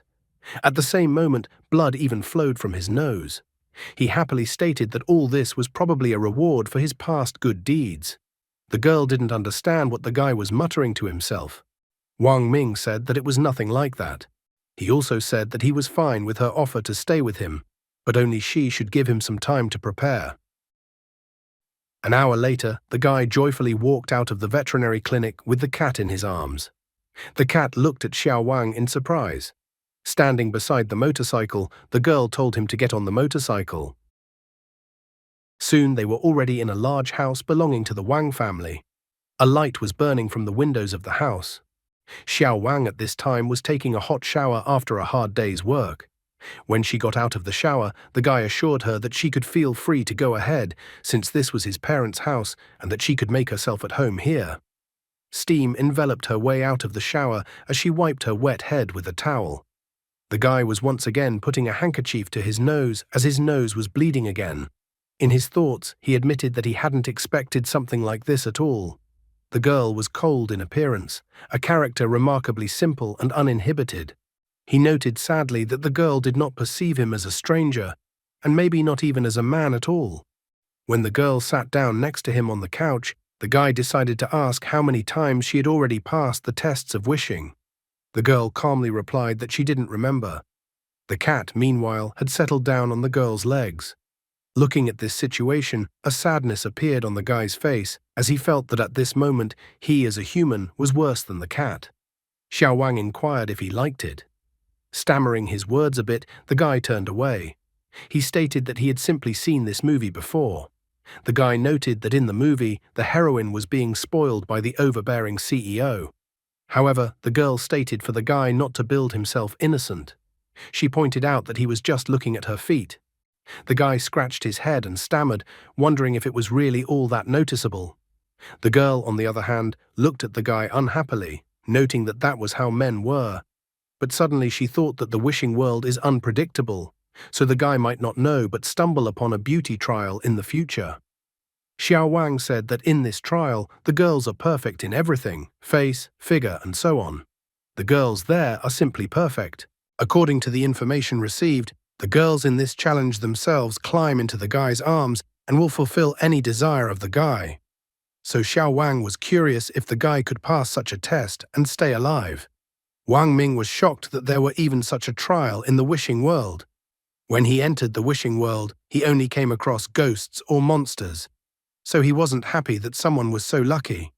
Xiao Wang also admitted that she had heard that there were even girls with cat ears in that trial. Wang Ming was overjoyed and laughed. Seeing his joyful reaction, Xiao Wang and Yao Yao looked in his direction with a judgmental look. She looked at him contemptuously, noting that it was as if the guy was already waiting to get into this test. However, the guy smiled happily and said that he wasn't waiting for the test, and that he really just wanted to test his willpower. Hearing his answer, the girl spat unhappily. Meanwhile, Creepy Girl appeared outside a veterinary clinic that was still open even at this late hour. When she stepped inside the building, the girl greeted politely and asked how she could help her. Creepy Girl's face took on monster-like features, and then she declared that everyone associated with the guy should die. The poor girl burst into tears out of fright when the monster appeared in front of her. The dogs that were in the veterinary clinic started barking at the monster that had arrived. However, it even grabbed the cats with its plants.